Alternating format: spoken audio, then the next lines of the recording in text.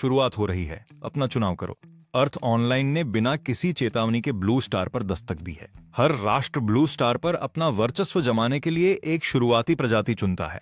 अगर वो प्रजाति अगले पैच तक जीवित रहती है तो राष्ट्र को इनाम मिलता है। हजारों प्रजातियों के इस युद्ध में हर राष्ट्र ताकत और अजीबोगरीब तकनीक के पीछे भागता है। लेकिन इस नए दौर में मैं सब कुछ छोड़कर एक मूर्ख को चुनता हूं जो पत्थर लिए उछल रहा है, क्योंकि मैं दूसरे जन्म से यहां आया हूं और मैंने समझ लिया है कि ये दुनिया तो ईश्वर को मानती है। इसलिए मैं विकासवाद के अपने ज्ञान का इस्तेमाल करके उन्हें दिखाऊंगा कि प्रकृति का असली राजा कौन है। अभी यहां नया नया आने के बाद मैं पिछले पैच के आखिरी पल देख रहा हूं। उस पैच में जमीन पर विशालकाय जानवरों का राज हुआ करता था। वो अपनी जबरदस्त ताकत से हर जीवित चीज को कुचल देते थे। फिर आसमान से एक बड़ा उल्कापिंड गिरा और डायनासोरों का वो अजय साम्राज्य खत्म हो गया। मैं देख ही रहा था कि अचानक एक ठंडी मशीनी आवाज पूरी दुनिया में गूंज उठी। आसमान में एक विशाल स्क्रीन खुली जिसे हर कोई देख सकता था। अर्थ ऑनलाइन का नया पैच अपडेट। अर्थ ऑनलाइन का ग्लोबल सिविलाइजेशन ऑब्जर्वर सिलेक्शन आधिकारिक तौर पर शुरू हो चुका है। ऑब्जर्वर के नामों का ऐलान 3 मिनट में किया जाएगा। नया पैच टाइमलाइन 4 लाख साल पहले पहुंच चुका है। अपडेट पॉइंट 3, ये नया पैच बड़े बदलाव लेकर आया है। प्रजातियों की विविधता बहुत तेजी से बढ़ रही है। पूरी जानकारी पैच के साथ जारी की जाएगी। अपडेट पॉइंट 4, इनाम और सजा का सिस्टम बदल गया है। विजेता को ज्यादा और हारने वाले को बड़ी सजा। बस कुछ लाइनें लिखी थीं और पूरी दुनिया तनाव में जम गई। बुरी बात यह है कि इस बार उनके पास सिर्फ 3 मिनट का वक्त है। पिछली बार ऑब्जर्वर्स को तैयारी के लिए 3 से 10 दिन का वक्त मिलता था।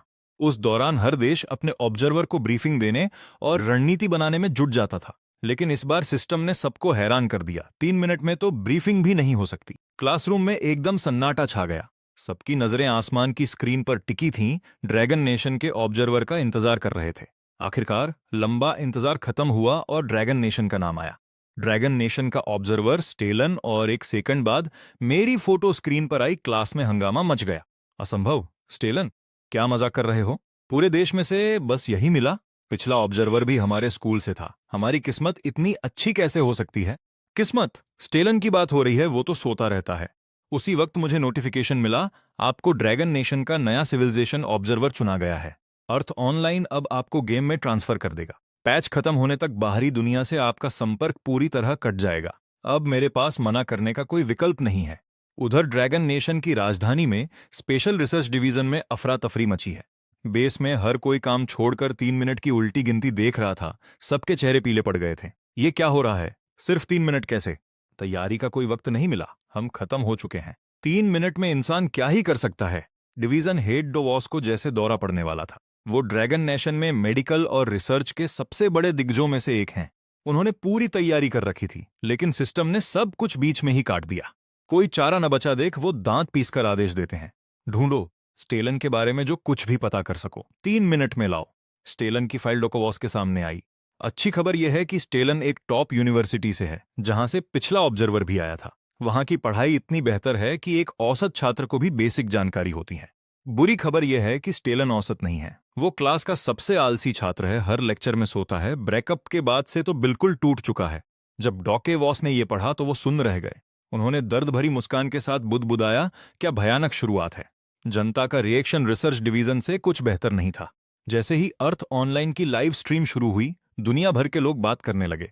दूसरे देशों के लोग अपने ऑब्जर्वर्स की बढ़ाई कर रहे थे। कोई कह रहा था कि उनका ऑब्जर्वर जूलॉजिस्ट है। सब यही कर रहे थे, लेकिन असली शोर तो ड्रैगन नेशन की स्ट्रीम में था। स्टेलन के चुने जाने के बाद उसके क्लासमेट्स ने सारी पोल खोल दी। वो क्लास में सोता है, ध्यान नहीं देता, यहां तक कि अर्थ ऑनलाइन की क्लास भी उसे जगह नहीं पाई। इस खुलासे ने पूरे ड्रैगन नेशन में खलबली मचा दी।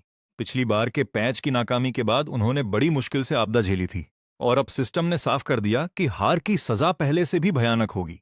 इसका मतलब अगर वे फिर हारे तो विनाश पहले से कहीं ज्यादा होगा। स्टेलन जैसे आलसी का नाम ट्रेंडिंग में सबसे ऊपर आ गया। लाखों लोग स्क्रीन पर इस लड़के को देख रहे थे। वो शांत दिख रहा था। लोग उसे देखकर हताश हो रहे थे। कुछ लोगों को अभी भी उम्मीद थी कि बाकी देशों को भी समय नहीं मिला। बाकी कह रहे थे कि ये देश कभी हार नहीं मानता, आखिरी वक्त तक इंतजार करना चाहिए। उधर मुझे एक वर्चुअल स्पेस में खींच लिया गया। 100 से ज्यादा ऑब्जर्वर्स मौजूद थे। सबके सिर पर उनके देश का झंडा था। आसमान की स्क्रीन पर ब्रॉडकास्ट लाइव था। दुनिया के लोग सब कुछ देख सकते थे। ऑब्जर्वर्स धीरे धीरे अपने गुट बनाने लगे। जो देश राजनीति में करीब थे वो साथ हो लिए। ईगल नेशन के ऑब्जर्वर के इर्द गिर्द भीड़ जमा हो गई। वो सबसे शक्तिशाली दिख रहे थे। मेरी तरफ भी कुछ लोग आए, पर वो छोटे और गरीब देशों से थे। हम संख्या में काफी कम थे। पैच शुरू होने से पहले ही दुनिया की ताकतों का बंटवारा यहां भी साफ दिखने लगा था। लेकिन जिस चीज ने सबका ध्यान खींचा वो राजनीति नहीं थी, वो था सिस्टम का नया नियम। एज ए सिविलाइजेशन ऑब्जर्वर, आप अपनी प्रजाति के विकास में सीमित हस्तक्षेप कर सकते हैं और उनका इतिहास बदल सकते हैं। हालांकि आप सिर्फ 3 बार हस्तक्षेप कर पाएंगे। नोट: हस्तक्षेप के दौरान आप बाहरी मदद भी ले सकते हैं। ये सुनते ही सबकी आंखें चमक उठीं, क्योंकि पहले पैच में हम सिर्फ देख सकते थे, कुछ कर नहीं सकते थे। इस नए नियम से खिलाड़ियों का कंट्रोल बढ़ गया, माइग्रेशन, शरीर की बनावट, सब कुछ अब बदला जा सकता है। बड़ी ताकतों के लिए ये रिसर्च टीम को असली फायदा पहुंचाने का मौका था। जीत अब सिर्फ किस्मत की बात नहीं थी, इसमें अब सक्रिय रणनीति भी शामिल थी। ड्रैगन नेशन की रिसर्च डिवीजन में डॉक्टर वॉस ने राहत की सांस ली। उन्होंने टीम को तैयार रहने का आदेश दिया ताकि स्टेलन के कदम उठाते ही वे मदद कर सकें। लेकिन साथ ही मुझे वो दिख रहा था जो बाकी लोग मिस कर रहे थे। ये मौका है, लेकिन एक बहुत बड़ा जाल भी। विकास में दखल सिर्फ ताकत बढ़ाना नहीं है। जीव विज्ञान इतना आसान नहीं होता। ताकतवर होने का मतलब ये नहीं कि आप बच जाएंगे। बड़ा होने का मतलब ये नहीं कि आप लंबे समय तक जिएंगे। इतिहास गवाह है कि कई अजय दिखने वाली प्रजातियां प्रकृति के आगे दम तोड़ गईं। दूसरे शब्दों में, अगर इन 3 मौकों का गलत इस्तेमाल हुआ तो प्रजाति और भी जल्दी खत्म हो जाएगी। इसलिए मैंने बस एक बात गांठ बांध ली: सावधानी। जल्द ही पैच प्रीव्यू शुरू हो गया। पैच 4 लाख साल पहले से शुरू हुआ, लेकिन प्रीव्यू पिछले पैच के अंत से दिखा रहे थे। स्क्रीन पर उल्कापिंड गिरता दिखा। क्रेटेशियस काल का विनाश सबको दोबारा दिखाया गया। प्रलय आ चुका था। डायनासोरों का साम्राज्य मिट चुका था। महाद्वीपों की प्लेटें खिसक रही थीं। दुनिया लंबे विनाश के बाद धीरे धीरे खुद को संवार रही थी। करोड़ों साल की अवधि तेजी से स्क्रीन पर गुजर गई। डायनासोरों के बाद स्तनधारी जीव उभरे। जलवायु गर्म हुई, जंगल फैले और जीवन में एक बड़ा विस्फोट देखने को मिला। अगले करोड़ साल में घास के मैदान फैले। स्तनधारियों में जबरदस्त उछाल आया। सुअर, मवेशी, भेड़, घोड़े, हाथी के पूर्वज, बिल्ली, कुत्ते और व्हेल के पूर्वज, चमगादड़, सब आ गए। सिस्टम इसे सिर्फ पैच की शुरुआत मान रहा था, क्योंकि ये असली पैच का हिस्सा नहीं था। ये बस बता रहा था कि डायनासोर का युग खत्म और स्तनधारियों का युग शुरू हो गया है। मायासीन युग, ये देखते ही मेरा ध्यान भटक गया, क्योंकि 2 करोड़ 30 लाख साल पहले ही मानव के पूर्वजों का उदय शुरू हुआ था। ये एक बहुत महत्वपूर्ण काल था। यहीं से इंसानों के विकास की बुनियाद पड़ी थी। लेकिन बाकी लोगों के लिए वो अभी इतनी दूर की नहीं सोच पा रहे थे। वो स्क्रीन पर दिख रहे सबसे शक्तिशाली जीवों को ही देख रहे थे। जैसे जैसे ठंड बढ़ी, जंगल घास के मैदानों में बदल गए और शाकाहारी जानवर आकार में बड़े होने लगे। सबसे पहले प्रोबोसिडियंस ने सबका ध्यान खींचा। डिनोथेरियम आया, 5 मीटर लंबा, 2 टन वजनी, हाथी जैसा, लेकिन छोटे सूंड और नीचे झुके हुए बड़े दांतों वाला। फिर उसके बाद कई और प्रजातियां आईं। प्रजातियां अलग थीं, पर एक बात कॉमन थी: उनका विशाल आकार। डायनासोर के प्रभुत्व वाले 3 लगातार पैच के बाद, जिसने सबकी दुनिया देखने का नजरिया बदल दिया। ज्यादातर लोगों की पहली प्रतिक्रिया आज भी वही सरल तर्क है: बड़ा मतलब ताकतवर। ड्रैगन नेशन के रिसर्च डिवीजन में डॉक्टर वॉस ने तुरंत टीम से प्रोबोसिडियन को प्राथमिकता देने को कहा, क्योंकि आकार और अस्तित्व की स्थिरता को देखें तो इस पैच में ये सबसे सुरक्षित दांव लगते हैं। इसके बाद आते हैं गैंडे। ब्लैक राइनो, व्हाइट राइनो और अन्य के विकल्प एक एक करके सामने आने लगे। काफी बड़े, लेकिन प्रोबोसिडियन से एक कदम पीछे और उनसे तेज भी नहीं। डॉक्टर वॉस की राय सीधी थी: ये सिर्फ बैकअप विकल्प हैं, इकोसिस्टम के शिखर के लिए असली दावेदार नहीं। फिर 18 मिलियन साल पहले के घास के मैदानों में घोड़ों के पूर्वज दिखे, जो तेज दौड़ने के लिए बने थे। फिर हिरण परिवार का विस्तार शुरू हुआ। अनगिनत प्रजातियां घास के मैदानों में फैल गईं। शायद उनका शरीर सबसे मजबूत न हो, पर उनमें खुले मैदानों में बचने की पूरी क्षमता है, गति और झुंड का आकार। अगर अब तक का लॉजिक ये था कि बड़ा ही ताकतवर है, तो अगली चीज उस ख्याल को पूरी तरह ध्वस्त कर देती है। मैकेरोडोंटिन स्क्रीन पर आया। साबेर टूथ कैट, कंधे तक ऊंचाई 1.25 मीटर और वजन आधुनिक शेर से 2 गुना। लंबी टांगें, गठीला शरीर और सबसे खास जबड़े में 2 मुड़ी हुई तलवारों जैसे साबेर दांत।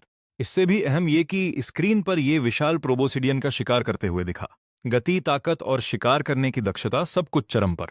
उस एक क्लिप ने भीड़ में खलबली मचा दी, क्योंकि मियोसीन का शिखर सिर्फ बड़े शाकाहारियों का नहीं, एक शिकारी का भी हो सकता है। और मैकेरोडोंटिन सिर्फ एक प्रजाति नहीं है, ये पूरा एक परिवार है। मेटेलुरस, पैरामेकेरोट्स, मेगनथेरियन, स्माइलोडॉन और अन्य हर एक शीर्ष शिकारी की मौजूदगी के साथ सामने आया। ड्रैगन नेशन के रिसर्च डिवीजन में डॉक्टर वॉस का चेहरा अब गंभीर हो गया।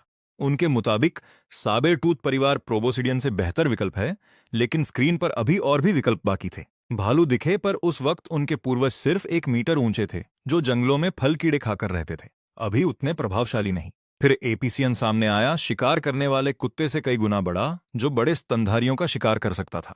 फिर पानी से पोरोसोरस निकला, 11 मीटर लंबा, 6 टन से भारी, सबसे खूंखार बाइट फोर्स वाला जीव।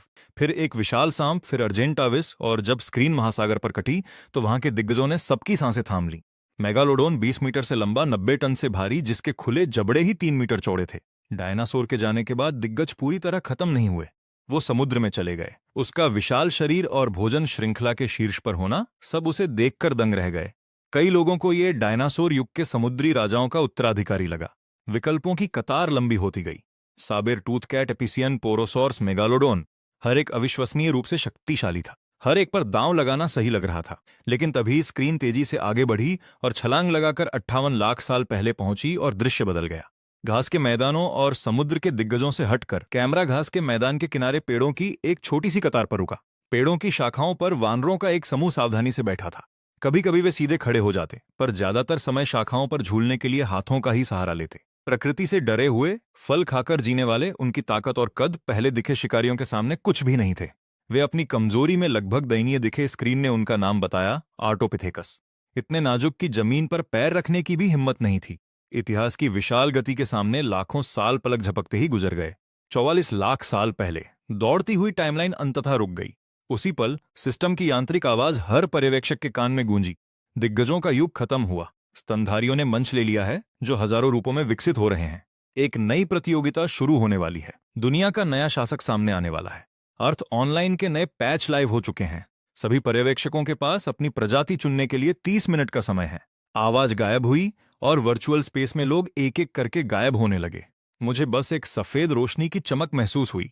जब मैंने आंखें खोली, मैं 44 लाख साल पहले के घास के मैदानों में खड़ा था। पैरों के नीचे नरम मिट्टी, ताजी हवा और दूर चलते हुए विशाल जानवर। प्रजाति चयन का चरण आधिकारिक तौर पर शुरू हो चुका था। इस क्षण में मुझे एक निर्माता का नजरिया दिया गया था। एक सोच से दुनिया के किसी भी प्राणी का डेटा सामने आ सकता है और दूसरी सोच से मैं सीधे वहां पहुंच सकता हूं। लेकिन समय केवल 30 मिनट है। हर प्रजाति को देखने के लिए काफी नहीं। इसलिए सबको पहले दिशा तय करनी है, डेटा देखना है, फिर जांचना है और जितनी जल्दी हो सके चुनाव करना है।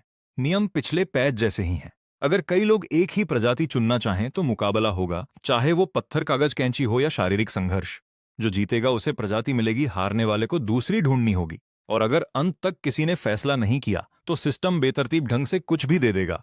नियम आते ही चैट शुरू हो गई। ड्रैगन नेशन में ज्यादातर को लगा कि साबर टूथ कैट के लिए सबसे ज्यादा मारामारी होगी।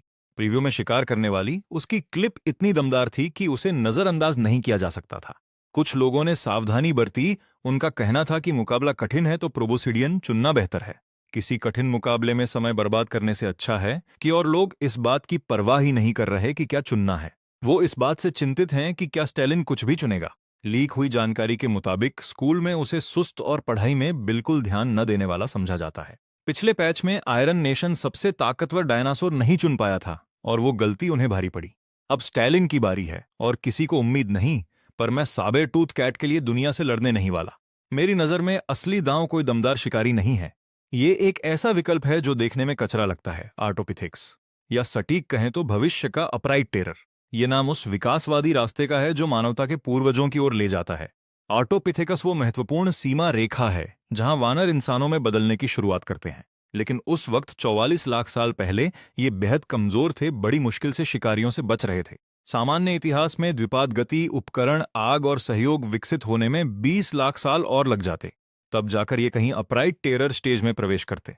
लेकिन इतिहास बहुत धीमा है और मेरे पास इसके विकास में हस्तक्षेप करने के 3 मौके हैं। ये 3 मौके एक चीट कोड की तरह हैं। सही इस्तेमाल से मैं समय को सिकोड़ सकता हूं। भविष्य की मानवता की क्षमता का मुकाबला कोई नहीं कर सकता। बाकी सबको एक कमजोर वानर दिखता है। मुझे भविष्य का शासक दिखता है जो दुनिया के ढांचे को बदल देगा। इसलिए मैंने बिना किसी हिचकिचाहट के आर्टोपिथेकस का पैनल खोला। आर्टोपिथेकस, ताकत 3 स्टार, गति 2 स्टार, प्रतिक्रिया 3, सहनशक्ति 4, बुद्धिमत्ता 5 और ऊर्जा की खपत 6 स्टार। यह देख कोई भी घबरा जाए। ताकत और गति कमजोर है, प्रतिक्रिया औसत है, सहनशक्ति मुश्किल से ठीक है। एकमात्र अच्छी बात बुद्धिमत्ता है, पर ऊर्जा की खपत 6 स्टार है, जो बहुत ज्यादा है। इसका मतलब यह है कि ये बहुत खाते हैं, संसाधन जल्दी खत्म करते हैं और गलती की कोई गुंजाइश नहीं। विलुप्त होने के लिए एक आदर्श उदाहरण। उधर ड्रैगन नेशन का रिसर्च डिवीजन स्टेलिन की हर हरकत देख रहा था। डॉकवॉस ने उसे आर्टोपिथेकस के पैनल पर रुकते देखा। उनका माथा और बल खा गया। तुलना क्रूर थी। साबर टूथ कैट, ताकत 7 स्टार, गति 5 स्टार, प्रतिक्रिया 7 स्टार, सहनशक्ति 6 स्टार, बुद्धिमत्ता 4, ऊर्जा की खपत 5। थोड़ी कम बुद्धिमत्ता के अलावा यह लगभग एक ऑलराउंडर था। प्रोबोसिडियन धीमे हैं पर उनकी ताकत 8 या 9 स्टार है, वो कच्ची ताकत जो सब कुछ दबा देती है। संतुलित प्रजातियों के पास संतुलित रणनीतियां होती हैं और विशेषज्ञ अपनी क्षमता रखते हैं। लेकिन आर्टोपिथेकस, उसकी ऊर्जा खपत एक खुले जख्म की तरह है और इसके अलावा दांव लगाने लायक कुछ नहीं था। डॉकवॉस ने सोचा कि स्टैलिन बस उत्सुकता में देख रहा है और स्टैलिन ने कई अन्य प्रजातियों को भी पलटा, जिससे रिसर्च टीम ने थोड़ी राहत की सांस ली। उन्हें लगा कि वह आखिरकार तुलना कर रहा है, पर असल में मैं वो पक्का कर रहा था जो मैं पहले ही जानता था। आर्टोपिथेकस जैसे कचरे के लिए कोई भी लड़ने वाला नहीं है, और अगर किसी ने किया भी तो जिस दुनिया को विकासवाद का पता ही नहीं, वो इस पत्ते को खेलना क्या जाने।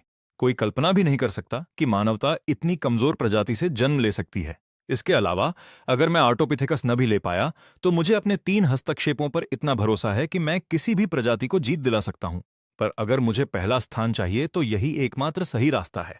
डेटा की समीक्षा के बाद मैंने अपना कदम बढ़ाया। मैंने आर्टोपिथेकस का आवास लॉक किया और टेलीपोर्ट ट्रिगर किया। 1 सेकंड बाद मैं घास के मैदान से गायब होकर जंगल के किनारे था, पर वहां का माहौल बिल्कुल शांत नहीं था।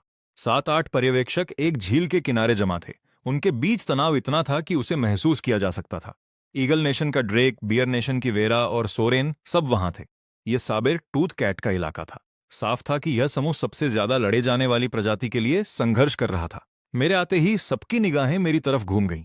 सोरेन ने अपनी आंखें सिकोड़ी, उसके चेहरे पर स्पष्ट शत्रुता थी। ड्रैक ने स्टैलिन को प्रतिद्वंद्वी मान लिया, लेकिन वेरा ने हाथ मिलाने का प्रस्ताव रखा ताकि पहले दूसरों को बाहर निकाला जा सके। ड्रैगन नेशन की स्ट्रीम देख रहे लोगों के दिलों में कुछ अजीब सी हलचल हो रही है। उम्मीद की एक किरण वो सामने आ गया। शायद उसे आखिरकार अपनी गलती का एहसास हो गया। शायद अब वो किसी बड़ी चीज के लिए लड़ने को तैयार है। लेकिन अगले ही पल मैंने हाथ हिलाकर शांति से मना कर दिया। तुम लोग इसके लिए लड़ो, मेरा निशाना तय है। मैं तुम्हें अब इसकी जरूरत नहीं। और मैं सच में ऐसा ही कर रहा हूं। बिना एक पल की झिझक, बिना पीछे मुड़े मैं सीधे साबर टूथ कैट के इलाके से गुजर गया। वहां खड़े लोग सन्न रह गए, और पूरी लाइव स्ट्रीम का भी यही हाल था। टॉप मेटापिक वहीं मौजूद है और मैंने मुकाबला करने की कोशिश तक नहीं की। अगर जीतना मुमकिन न भी हो तो क्या कोशिश नहीं करनी चाहिए? लेकिन मैंने पूरी प्रक्रिया छोड़ दी और वहां से चला गया। किसी को समझ नहीं आ रहा कि स्टेलेन क्या कर रहा है, लेकिन उन्हें जल्द ही परवाह करना बंद हो गया, क्योंकि जैसे ही आखिरी 10 मिनट बचे, सिस्टम हर किसी को एक ही प्रजाति के लिए लड़ने को मजबूर कर देता है। विजेता सब ले जाता है, हारने वाले के हाथ खाली। साबरटूथ कैट का वह मुकाबला अब एक खूनी जंग बनने वाला है। इस बीच मैं जंगल में गहरे एक पेड़ तक पहुंच चुका हूं। ऊपर टहनियों में एक छोटा वानर पत्तों के पीछे छिपा है। वह डरी हुई आंखों से इधर उधर देख रहा है, जैसे किसी भी पल भागने को तैयार हो। मैंने एक पल उसे देखा, फिर सिस्टम को अपना जवाब भेज दिया। ड्रैगन नेशन के ऑब्जर्वर ने पुष्टि की है कि प्रजाति ऑर्डिपिथेकस है। कोई और दावेदार नहीं। तुरंत रोशनी की एक किरण उतरी और मुझे व उस वानर को घेर लिया। सिस्टम की मशीनी आवाज एक के बाद एक गूंजने लगी। ड्रैगन नेशन के ऑब्जर्वर स्टेलेन ने ऑर्डिपिथेकस प्रजाति की पुष्टि कर दी है। बाइंडिंग जारी है, बाइंडिंग पूरी हुई। जैसे ही यह घोषणा हुई, ड्रैगन नेशन में हड़कंप मच गया। रिसर्च डिवीजन में डॉकोवॉस के हाथ से चाय का कप गिरकर चूर चूर हो गया। गर्म चाय उनकी पैंट पर फैल गई, पर उन्होंने ध्यान तक नहीं दिया। पूरी लैब पहले सन्नाटे में डूब गई, फिर अविश्वास भरी आंखों से गूंज उठी। हर मजबूत प्रजाति को छोड़ दिया और उसने ऑर्डिपिथेकस को चुना, जो हर एक स्टेट्स में कमजोर है। अगर यह पागलपन नहीं तो और क्या है? इससे भी बुरा और भी चिंताजनक बात यह है कि स्टेलेन की फाइल में लिखा था कि ब्रेकअप के बाद वो टूट चुका है, जैसे उसने सब कुछ छोड़ दिया हो। रिसर्च टीम सोचने लगी कि क्या वो मानसिक रूप से अस्थिर है और सब कुछ बर्बाद करने के लिए जानबूझकर यह कर रहा है। जितना वो इसके बारे में सोचते, बात उतनी ही सही लगने लगती। उन्हें यह उतना ही निराशाजनक लगा, क्योंकि कोई भी समझदार व्यक्ति ऐसे हालात में ऐसा चुनाव नहीं करता। दूसरी सभी नेशंस की लाइव स्ट्रीम पर यह मजाक बन गया था। आयरन और ईगल नेशन के दर्शक ड्रैगन नेशन का मजाक उड़ा रहे थे कि उन्होंने जानबूझकर अपना मौका गंवा दिया। कुछ का कहना था कि ड्रैगन नेशन अपने देश की किस्मत खुद दुश्मन को थमा रहा है। दूसरे व्यंग्य में मंकी किंग का जिक्र कर रहे थे कि शायद सच में कोई वानर स्वर्ग को हिला सकता है। ड्रैगन नेशन के दर्शक गुस्से से भर गए, पर वे तर्क नहीं दे पाए, क्योंकि ऑर्डिपिथेकस के आंकड़े बहुत ही घटिया थे। लेकिन मुझे इसकी रत्ती भर भी परवाह नहीं थी। मेरी नजर में ऑर्डिपिथेकस गेम के आखिरी पड़ाव का एक देवता है। अगर कोई मोड़ तय करना हो तो थ्रोइंग स्किल अनलॉक होते ही लेट गेम की आधिकारिक शुरुआत होती है, और उस मोड़ पर कौन इसे कचरा पिक कहने की हिम्मत करेगा। 30 मिनट तेजी से बीत गए। हर देश ने एक एक करके अपनी प्रजाति तय कर ली। सबसे ज्यादा देखा जाने वाला मुकाबला साबर टूथ कैट के लिए जंग एक ऐसे विजेता के साथ खत्म हुआ जिसकी किसी को उम्मीद नहीं थी। आयरन नेशन के बंदे ने बाजी मार ली। इस नतीजे ने बहुतों को हैरान कर दिया। ईगल नेशन का ड्रेक प्रतियोगिता से बाहर होने वाला पहला खिलाड़ी बना। साबर टूथ कैट हारने के बाद उसने तुरंत अर्जेंटाविस को चुन लिया, जो आसमान का निर्विवाद शासक है।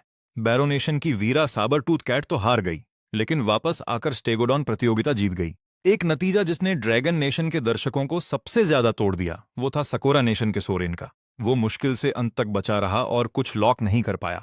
मजबूरन रैंडम असाइनमेंट का इंतजार किया और किसी तरह उसे पिथेकस मिल गया, एक झुंड में रहने वाला शिकारी। उसकी किस्मत वाकई हद से ज्यादा अच्छी थी। ड्रैगन नेशन की स्ट्रीम और नीचे गिर गई। उन्होंने जानबूझकर सबसे कमजोर पिक ली, जबकि उनके दुश्मन रैंडम ड्रा में भी तगड़े कार्ड्स निकाल रहे थे। कोई उनके साथ मुकाबला कैसे कर पाएगा? जल्दी सिस्टम ने घोषणा की कि नया पैच आधिकारिक रूप से शुरू हो चुका है। सभी सिविलाइजेशन ऑब्जर्वर्स वर्चुअल स्पेस में लौट आए और अपनी जगह ले ली। हर किसी के सामने उनकी चुनी हुई प्रजाति की लाइव एवोल्यूशनरी फीड दिखाई देने लगी। एक पैच लाखों साल के होते हैं, इसलिए सिस्टम पूरी टाइमलाइन को एक महीने में सिकोड़ देता है, जैसे नेचर डॉक्यूमेंट्री को फास्ट फॉरवर्ड किया हो, सिर्फ अहम मोड़ ही रखे गए। और इस तरह ऑर्डिपिथेकस की किस्मत सबके सामने खुलने लगी। जैसे ही तस्वीर साफ हुई, स्क्रीन पर सबसे पहले पर्यावरण का बिगड़ता हाल दिखा। जलवायु में भारी बदलाव ने घने वर्षावनों को विरल बना दिया था। हर बीतते मौसम के साथ पेड़ों के बीच की दूरी बढ़ती गई। जिस छोटे वानर से मैं जुड़ा हूं, वह एक अकेले पेड़ की टहनी पर दुबका है, अपनी डरी हुई आंखों से सब देख रहा है। इस जंगल के हिस्से में वैसे भी उनकी आबादी ज्यादा नहीं थी और खाने की भारी कमी के कारण पेड़ों पर एक फल तक नहीं बचा था। उस छोटे वानर ने 2 दिनों से कुछ नहीं खाया और बात तब और बिगड़ गई जब सुबह एक बूढ़ा वानर भूख से मरकर टहनियों से नीचे गिर गया। जमीन पर गिरते ही एक साबर टूथ कैट ने लाश खींच ली। छोटा वानर मौत का मतलब तो नहीं समझता, पर उसके डीएनए में गहरा बसा एक सिग्नल लगातार उसे आगाह कर रहा था, जमीन खतरा है, वहां पैर रखा तो मर जाओगे। फिर भी भूख उसे मौत के मुंह में धकेल रही थी। अपनी टहनी से उसने करीब 100 मीटर दूर पेड़ों का एक दूसरा हिस्सा देखा। शायद वहां फल मिल जाए, शायद वहां बचने का कोई रास्ता हो। लेकिन वो 100 मीटर एक ऐसे ऑर्डिपिथेकस के लिए जो सिर्फ पेड़ों पर चलना जानता हो, किसी गहरी खाई से कम नहीं था। वह नीचे जमीन को घूरता रहा। उसके शरीर की हर कोशिका चीख चीख कर चेतावनी दे रही थी। डर के कारण वह सहज भाव से पीछे हट गया और ऊंची टहनियों में दुबक गया, मानो जमीन से दूरी का मतलब मौत से दूरी हो। ड्रैगन नेशन की स्ट्रीम कराहों से भर गई। ज्यादातर दर्शकों ने इसे एक बुरा सपना मान लिया था, जिसमें अंत निश्चित था। पेड़ों पर खाने को कुछ नहीं और नीचे शिकारी इंतजार कर रहे थे। इन वानरों के लिए बचने का कोई रास्ता नहीं था। लेकिन मैंने अपनी नजरें स्क्रीन पर टिकाए रखीं, सबसे ज्यादा ध्यान लगाकर, क्योंकि मैं जानता था कि इतिहास बदलने वाला पल बस एक कदम की दूरी पर है। एक संतरे से छोटे दिमाग में भूख और डर आपस में टकरा रहे थे। वह इंसानों की तरह सोच तो नहीं सकता, पर जीने की इच्छा बहुत जबरदस्त थी। पेड़ों ने ऑर्डिपिथेकस को 10 लाख साल तक आश्रय दिया और इसीलिए वे अब तक टहनियों से चिपके रहे। लेकिन अब सिर्फ पेड़ काफी नहीं थे, पर्यावरण बदल चुका था। जीवित रहने का पुराना तरीका अब काम नहीं आने वाला था। जिंदा रहने के लिए उसे नया तरीका ढूंढना ही था। आखिरकार भूख की जीत हुई। छोटा वानर टहनी पकड़कर झूला, हवा में अपने शरीर को सहाला, एक पल रुका और फिर खुद को छोड़ दिया। एक हल्की सी धमक। पहली बार वह वाकई जमीन पर उतरा था। डर तुरंत वापस लौट आया। वह डरकर चारों तरफ घूमने लगा, जैसे सायों में से मौत झपटने ही वाली हो। लेकिन भूख ने उसे जमने का मौका नहीं दिया। वह अपने चारों अंगों से दौड़ने लगा, उस 100 मीटर दूर पेड़ों के झुंड की तरफ। भागते हुए जब उसके हाथ आगे आने लगे तो उसकी रीढ़ सीधी होने लगी। धीरे धीरे वह रेंगना एक सीधे दौड़ में बदलने लगा। कदम लंबे होने लगे और शरीर का संतुलन ऊंचा होने लगा। और बस उसे एहसास होने से पहले ही वह पेड़ों की उस नई कतार तक पहुंच गया और लटकते फलों की दुनिया में कूद पड़ा। वह बच गया और पीछे उस विरल जंगल में हर वानर यह सब देख रहा था। वे झुककर देख रहे थे, उस छोटे वानर को फल खाते हुए, जैसे उसे दुनिया की कोई फिक्र न हो। वे जड़ें नहीं समझते थे, वे सबक नहीं समझते थे, पर भूख सबसे बुनियादी सिग्नल है। पहला गया तो दूसरा और तीसरा भी हरकत में आ गए। जल्द ही दूसरा वानर नीचे उतरा, फिर तीसरा, फिर चौथा। और भी ऑर्डिपिथेकस टहनियों से कूदे और 100 मीटर दूर उस पेड़ों की कतार की ओर भागने लगे। जमीन अभी भी खतरनाक थी, पर अब वह पूरी तरह मना नहीं थी। स्ट्रीम्स में कुछ दर्शकों के मन में कुछ बदलने लगा। कुछ ने माना कि उन्हें इन वानरों से कोई उम्मीद नहीं थी, लेकिन सिर्फ जिंदा रहने के लिए उन्हें ऐसा कदम उठाते देख वाकई दिल भर आता है। पर साथ ही ज्यादातर लोग अभी भी संशय में थे, क्योंकि अगर देखा जाए तो यह बस कुछ कमजोर जीव हैं जो जमीन पर खाना ढूंढना सीख गए हैं। शिकारियों के मुकाबले जो पहले से बड़े जानवरों का झुंड में शिकार कर रहे थे, अंतर अभी भी भयानक था। और फिर भी इन जटिल भावनाओं के बीच कुछ और भी भयावह हुआ। दीनस्वानर एक साथ जमीन पर उतरे और दौड़ने लगे तो शोर सुनकर साबर टूथ कैट का ध्यान उधर गया। शुरुआत में वह शिकारी लगभग हैरान था, जैसे उसने सोचा भी नहीं था कि पेड़ों में दुबकने वाले ये छोटे जीव आज खुले में बाहर आ जाएंगे। वह धीरे से नीचे झुका, पूरी तरह खामोश, बिना आहट के दूरी घटाई, और जब मौका मिला तो बिजली की रफ्तार से झपट पड़ा। एक झपट्टा, एक पकड़, और जिस वानर को उसने दबोचा उसे छटपटाने का मौका तक नहीं मिला। आकार का अंतर बहुत ही ज्यादा था। साबर टूथ कैट का एक पंजा उस वानर के आधे शरीर से बड़ा था। फिर वह जबड़ा खुला और वो दो साबर दांत मुड़े हुए ब्लेड की तरह नीचे उतरे, सटीक और बेरहम, जिसने वानर के बचने की आखिरी उम्मीद भी खत्म कर दी। संघर्ष जल्दी ही खत्म हो गया। कुछ ही सेकंड में वह वानर शांत हो गया और शिकारी उसे अपने जबड़ों में दबाकर ले गया। यह पूरा घटनाक्रम बिल्कुल साफ, कुशल और लगभग ठंडा है। आयरन नेशन की स्ट्रीम जश्न से गूंज उठी है। आखिरकार जूड़ का नाता उस साबरटूथ बिल्ली से है और शिकार तो बस ड्रैगन नेशन का अपना आर्टोपिथेकस बन गया। आयरन नेशन के दर्शक ड्रैगन नेशन की स्ट्रीम पर जाकर उन्हें चिढ़ाने लगे। कमेंट्स की झड़ी लग गई, जैसे कि मुफ्त के खाने के लिए शुक्रिया, बिना लड़ने की काबिलियत वाले बंदरों का झुंड, तुमने खुद उन्हें जीत थमा दी, ऐसे मैसेज लगातार आ रहे हैं। ड्रैगन नेशन के दर्शक पहले ही गुस्से के कगार पर थे। अब वे बुरी तरह भड़क गए और पलटवार कर दिया। हजारों लोग आयरन नेशन की स्ट्रीम पर उमड़ पड़े और चैट को शोर से दबा दिया। जल्द ही आयरन नेशन की स्ट्रीम लगभग एक दूसरा ड्रैगन नेशन चैनल बन गई, लेकिन उस शोर का मुझ पर कोई असर नहीं। मेरे लिए एक दो आर्टोपिथेकस का खोना मुद्दा नहीं है। प्रकृति हमेशा कठोर चयन से आगे बढ़ी है। मुझे इस बात की फिक्र है कि पूरा समूह आखिरकार जमीन पर उतर आया है, कि जीवन मृत्यु के दबाव में वे अब दौड़ने और सीधे खड़े होने लगे हैं। क्योंकि मेरी नजर में यह कदम आग या औजारों से कहीं ज्यादा मायने रखता है। दो पैरों पर चलना ही हर चीज की नींव है। प्राइमेट्स इस रास्ते तक इसलिए पहुंच पाए क्योंकि उन्होंने पेड़ों पर चढ़ने और कूदने में इतना लंबा समय बिताया था। टहनियों को पकड़ने ने उनके पैरों को आकार दिया, उन्हें चौड़ा बनाया और हाथ जैसी मजबूत पकड़ दी जो पूरे शरीर का वजन उठा सके। बाकी प्रकृति को देखो, ज्यादातर शिकारी पंजों पर चलते हैं, जैसे बिल्लियां जो गति के लिए स्थिरता का बलिदान देती हैं। शिकार बनने वाले जानवर तो और आगे हैं, ज्यादातर खुरों वाले होते हैं जो अपने नाखूनों पर दौड़ते हैं। हाँ, वे तेज हैं, लेकिन उन्होंने दो पैरों पर चलने का मौका खो दिया है, और सिर्फ दो पैरों पर चलकर ही हाथों को आजाद किया जा सकता है। हाथ जिन्हें शरीर का बोझ नहीं उठाना या जमीन पर जोर नहीं लगाना पड़ता, वे धीरे धीरे और विकसित होंगे। पकड़ना, नोचना, ग्रिप बनाना, घुमाना, मारना, फेंकना, ये सब इस नींव पर टिका है कि हाथ आजाद हो गए हैं, और तभी औजारों का जन्म होता है। तभी आग पर काबू पाना मुमकिन हो पाता है। वरना अगर कोई जानवर घर्षण से आग जलाना समझ भी ले तो वह मुंह से ड्रिल करके साल भर भी कोशिश करे तो चिंगारी नहीं निकाल पाएगा। इसलिए मैं इंतजार करता हूं। मैं इंतजार कर रहा हूं कि आर्टोपिथेकस सीधे खड़े होने को कबीले की आदत बना लें, ताकि सब स्थिर हो जाए, क्योंकि तभी मेरी पहली दखल का सही समय आएगा। फुटेज आगे बढ़ती रहती है। जो वानर नई पेड़ों की कतार तक पहुंच गए हैं वे बच गए हैं, लेकिन आज जो हुआ वह उनके लिए सिर्फ खाना ढूंढने से कहीं बढ़कर है। वे पहली बार पेड़ों से नीचे उतरे। उन्होंने पहली बार 100 मीटर की खुली मौत का रास्ता पार किया। उन्होंने पहली बार सीखा कि जमीन खतरनाक तो है, पर पूरी तरह वर्जित नहीं। आज जो उन्होंने किया वह उनके जीन्स और इंस्टिंक्ट में किसी पुराने कोड की तरह बैठ जाएगा।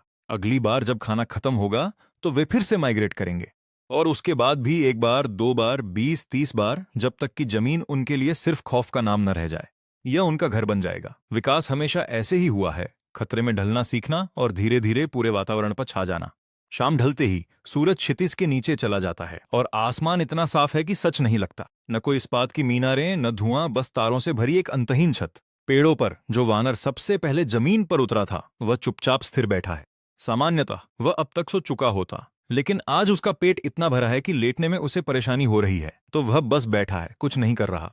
उसकी पतली खाल से हवा गुजरती है और वे आंखें, जो खाली होनी चाहिए थीं, पत्तों के बीच एक रास्ता ढूंढती हैं और रात के आसमान की ओर मुड़ जाती हैं। वह तारों की नदी को देखता है और देखता ही रहता है। न एक झलक, न दो, बल्कि एक लंबा अटूट घूरना। 1 मिनट, 2 मिनट, 1 घंटा, 2 घंटे। स्काई स्क्रीन खुद इसी पल उस पर टिक गई है। कोई नहीं जानता कि वह क्या कर रहा है और क्या सोच रहा है। तर्क के हिसाब से संतरे के आकार के दिमाग में ऐसी सोच नहीं होनी चाहिए, पर क्या यह सच है? स्काई स्क्रीन उस छोटे वानर पर टिकी है जो तारों को निहार रहा है, और ड्रैगन नेशन की टीम और दर्शक बेचैन हो रहे हैं। बाकी सभ्यता के पर्यवेक्षक आंकड़े तोड़ने, व्यवहार के पैटर्न पढ़ने में व्यस्त हैं। कमजोरियां पहचानने, ताकत बढ़ाने, गति बढ़ाने, वातावरण बदलने के तरीके सोच रहे हैं, अपनी प्रजाति को पूर्णता के करीब ले जाने की कोशिश में। लेकिन यहां मैं हूं, एक टहनी पर बैठे उस वानर से मंत्रमुग्ध जो कुछ नहीं कर रहा, और मेरा कैमरा उस पर टिका है। उनकी नजर में यह पूरी तरह बेकार है। एक छोटे वानर को टहनी पर बैठे देख आखिर क्या मिलेगा, जब तुम बाकी आर्टोपिथेकस ग्रुप को देख सकते थे? कम से कम फिजिकल कमजोरियों पर कोई डेटा तो मिलता। डॉक्टर वॉस भी नहीं समझ पा रहे कि स्टालिन अभी क्या कर रहा है, इसके अलावा कि वह दुनिया से कट चुका है। उनके पास कोई और व्याख्या नहीं है। पर कोई नहीं जानता कि आर्टोपिथेकस के लिए दो पैरों पर चलने का क्या मतलब है और पहली बार तारों से भसे आसमान को देखने का क्या अर्थ है। शायद यह अभी सच्ची सोच नहीं है। संतरे के आकार का दिमाग जटिल तर्क नहीं ला सकता, लेकिन जागरूकता जड़ें जमा रही है। और जागरूकता के साथ ही जिज्ञासा, डर, साहस और दुख जैसी आदिम भावनाएं उभरने लगती हैं। वह आसमान में उन चमकती चीजों को क्यों घूर रहा है? शायद यह सिर्फ जिज्ञासा है कि वे क्या हैं, क्या उन्हें खाया जा सकता है, या शायद तारे इतने चमकीले और दूर हैं कि उनसे नजर हटाना नामुमकिन है। जवाब जो भी हो, नतीजा लिखा जा चुका है। इस पल में उसमें तारों के प्रति जिज्ञासा पैदा हुई है, और वह जिज्ञासा ही इतिहास का मोड़ है। शायद वह अपने छोटे से जीवन में कभी उन प्रकाश बिंदुओं को छू न पाए या अपने मन में उठते सवालों का जवाब न पा सके। पर यह भावना की पहली चिंगारी एक संकेत का काम करेगी, बेहद धुंधली पर बेहद जिद्दी, जो पीढ़ियों तक आगे बढ़ाई जाएगी। उसके वंशज शायद किसी सामान्य रात को फिर ऊपर देखें, तारों भरा वही आसमान देखें, और वही प्राचीन उलझन उनके जीन्स के सबसे गहरे हिस्से में महसूस हो। पीढ़ी दर पीढ़ी, 100 साल, 1000, 10,000, लाख, जब तक कि लाखों साल बाद उस सवाल का एक वास्तविक जवाब न मिल जाए।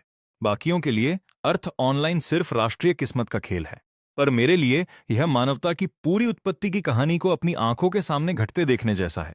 अरबों सालों का विकास, एकल कोशिकाओं से प्रागैतिहासिक वानरों तक, ताकि आखिरकार वह जीव आ सके जो रुकता है, ऊपर देखता है और ब्रह्मांड को घूरता है।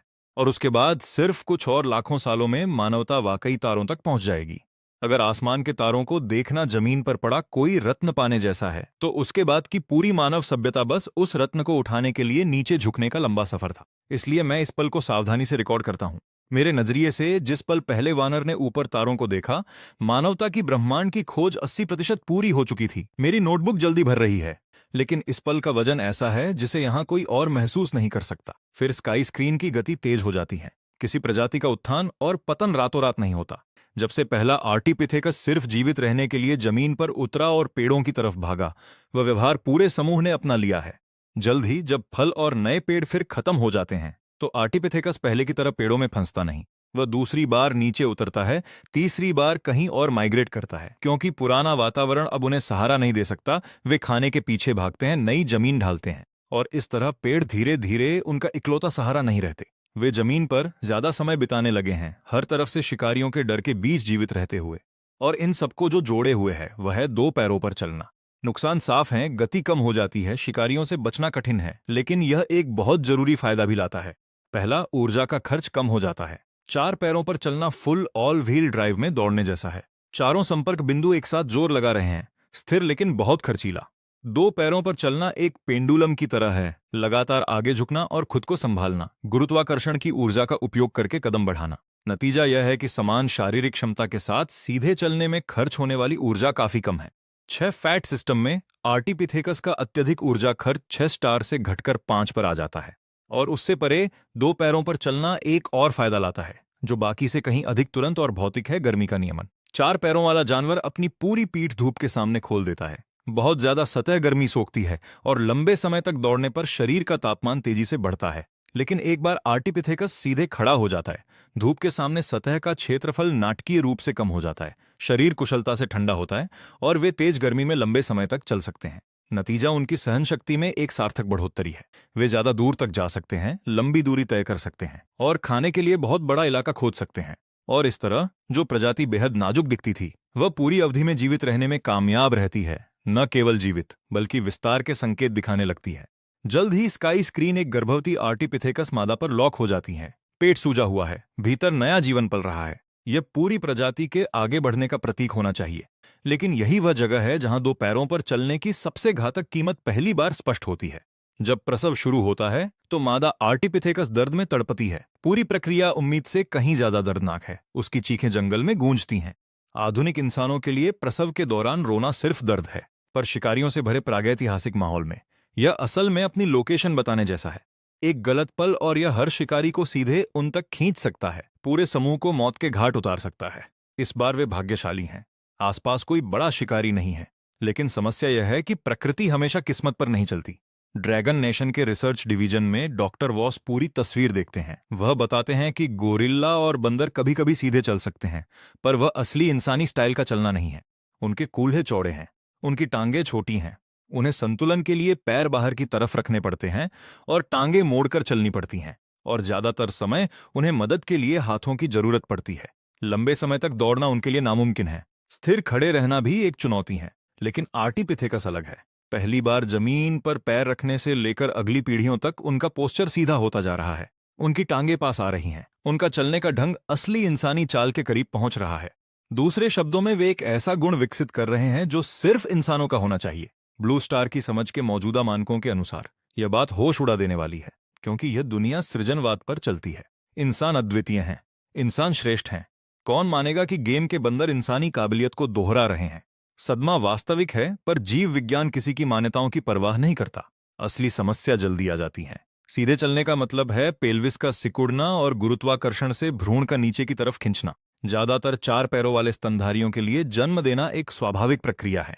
आर्टिपिथेकस बिना किसी परेशानी के खड़े हो जाते हैं। अंडे देने वाले जानवर बस अंडे गिराते हैं और आगे बढ़ जाते हैं, लेकिन आर्टिपिथेकस अलग है। तंग पेल्विस की वजह से बच्चे का जन्म वाकई में मौत और जिंदगी की जंग बन जाता है। स्क्रीन पर मादा आर्टिपिथेकस को बच्चे को जन्म देने के लिए 1 घंटे से ज्यादा संघर्ष करना पड़ रहा है। जरा सी भी जटिलता उन दोनों की जान ले सकती थी। डॉकवॉस ने एक और खतरनाक बात पकड़ी। जन्म नली तंग होने के कारण बच्चा मां के पेट में पूरा विकसित नहीं हो सकता। उसका समय से पहले पैदा होना जरूरी है। यानी आर्टिपिथेकस के बच्चे इंसानों की तरह ही अपरिपक्व और अधूरे पैदा होते हैं। यही कारण है कि इंसान के बच्चों को चलने में इतना समय लगता है, जबकि बाकी स्तनधारी जल्द ही दौड़ने लगते हैं। इंसानों के लिए जो फूड चेन में सबसे ऊपर हैं, यह एक छोटी सी दिक्कत है, लेकिन आर्टिपिथेकस के लिए जो हर पल शिकार बन सकते हैं, यह मौत के करीब है। ऐसी कमजोर प्रजाति जिसके जन्म की प्रक्रिया इतनी खतरनाक और बच्चे इतने असहाय हों, वो तो विलुप्ति की ओर बढ़ रही है। इसलिए ड्रैगन नेशन की रिसर्च टीम एक नतीजे पर पहुंचती है। अगर बाहरी मदद मिले तो सबसे सुरक्षित यही होगा कि आर्टिपिथेकस को 2 पैरों पर चलने से रोका जाए। उन्हें वापस 4 पैरों वाले मोड में लाना, जो उन्हें सूट करता है। डॉकेवॉस ने टीम को आर्टिपिथेकस की पेल्विस संरचना का डेटा दर्ज करने का आदेश दिया। रीढ़ की हड्डी, मांसपेशियां और चलने का तरीका, ताकि उस गलती को सुधारा जा सके जिसे वो घातक मान रहे हैं। ड्रैगन नेशन के दर्शक विशेषज्ञ तो नहीं हैं, पर वे ये देखकर डर रहे हैं। बियर नेशन का स्टेगोडोन बच्चा जन्म के साथ ही चल सकता है, जिससे उसके बचने की उम्मीद बनी रहती है। लेकिन मेरी तरफ का नवजात आर्टिपिथेकस इतना कमजोर है कि वो मांस के टुकड़े जैसा लग रहा है और मां बिल्कुल थक चुकी है। बाकी प्रजातियां तो शिकार कर रही हैं या अपनी ताकत दिखा रही हैं। आर्टिपिथेकस सिर्फ भाग रहे हैं, जंगली फलों पर जीवित हैं, और फिर भी मैं कोई कदम नहीं उठा रहा, क्योंकि मेरी नजर में एक घातक कमजोरी हमेशा बुरी नहीं होती। अक्सर यही दबाव विकास को आगे बढ़ने पर मजबूर करता है, जैसे माहौल ने आर्टिपिथेकस को पेड़ों से नीचे उतारा। जब जीवन रुक जाता है तो वह अपना रास्ता खुद बना लेता है। इसलिए मैं देख रहा हूं और अपने हस्तक्षेप खर्च करने की जल्दी में नहीं हूं। जल्द ही स्क्रीन पर नतीजे साफ दिखने लगे। नवजात ऑर्टिपिथेकस उम्मीद के मुताबिक बहुत कमजोर है। आंखें बंद हैं, हाथ पैर बहुत छोटे और बेजान हैं, इतना दुबला कि कुछ है ही नहीं। वह सिर्फ एक बड़ी पत्ती पर पड़ा है जो मां ने ढूंढी थी, और इल्ली की तरह रेंग रहा है। वह बहुत धीमी और कमजोर आवाजें निकाल रहा है। अपनी जरूरत बताने का यही उसका तरीका है। मां पूरी तरह थक चुकी है, लेकिन हर स्तनधारी के जीन में बसी ममता उसे आगे बढ़ा रही है। वह बच्चे को गोद में लेकर दूध पिलाने की कोशिश करती हैं, लेकिन प्रसव ने उसकी सारी ऊर्जा सोख ली है। वह दूध की एक बूंद भी पैदा नहीं कर पा रही है। बिना खाने के यह बच्चा एक दिन भी जिंदा नहीं रह पाएगा। और भयानक बात यह है कि आसपास के आर्टिपिथेकस सिर्फ इसलिए साथ हैं क्योंकि झुंड में सुरक्षा है। उन्हें एक दूसरे की मदद करने का कोई अंदाजा नहीं है। वो मां की मुसीबत देख सकते हैं, पर उन्हें समझ नहीं आ रहा कि क्या करें। मदद करना उनके विकास के इस दौर में एक अनजान विचार है। मां चारों तरफ देखती हैं, और पहली बार उसकी खाली आंखों में एक जटिल भाव दिखता है। उसकी नजर एक ताकतवर नर पर पड़ती है, उसके बच्चे का जैविक पिता। प्रकृति के नियम के मुताबिक नर जीन देकर निकल जाता है। बच्चों को पालना अकेले मादा की जिम्मेदारी है। लेकिन इस बार नर आर्टिपिथेकस अपनी जगह से हिलता है। वह घास खोदता है और 2 जंगली फल निकालता है जो उसने छिपा रखे थे। वह उन्हें मां के पास ले जाता है और कुछ धीमी आवाजें निकालता है, जैसे कुछ कहना चाह रहा हो। वो समझ गई लगती है। वह उसे फल छीनकर जल्दी जल्दी मुंह में भर लेती है। वह जानती है कि बच्चे को बचाने के लिए उसे दूध के लिए ताकत चाहिए, और नर को खाना खोने का कोई मलाल नहीं है। वह अपना सिर झुकाकर मां और उस नन्हे बच्चे को देख रहा है। अब उसका दिमाग संतरे के आकार से बढ़कर एक अंगूर के जितना हो गया है। दिमाग का बढ़ता आकार तेजी से प्रतिक्रिया और फैसला लेने की शुरुआत लाता है। ऐसा लगता है कि पहली बार उसे एहसास हुआ कि यह छोटा जीव उससे किसी गहरे रिश्ते से जुड़ा है। औलाद हर जीवित चीज के अंदर का सबसे गहरा कोड है। कोई भी प्रजाति हो, सब कुछ प्रजनन और वंश चलाने पर आकर रुकता है। वह अपनी जिंदगी का सबसे मुश्किल फैसला ले रहा है। अगर बच्चे को बचना है तो पहले मां का बचना जरूरी है। मां अकेली सुरक्षा नहीं कर सकती, यानी जब तक बच्चा बड़ा नहीं होता उसे यहीं रहना होगा।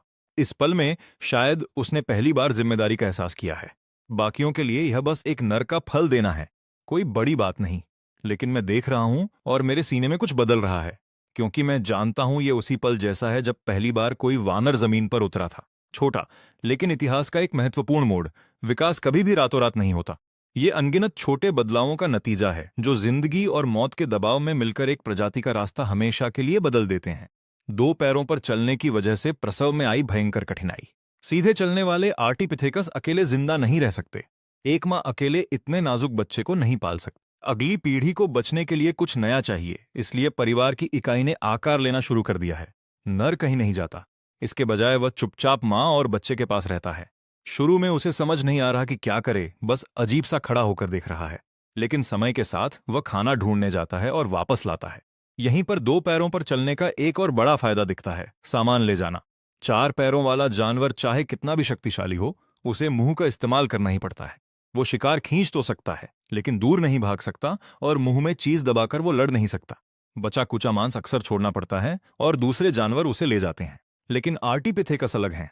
2 पैरों पर चलने ने उनके हाथ आजाद कर दिए हैं। वे सामान को अपनी छाती से चिपका कर ले जा सकते हैं और अपने साथी को खाना पहुंचा सकते हैं। ये मामूली लगता है, पर इसके परिणाम डराने वाले हैं। जब खाना घर लाया जा सकता है तो बच्चों को पालने का पूरा तरीका बदल जाता है।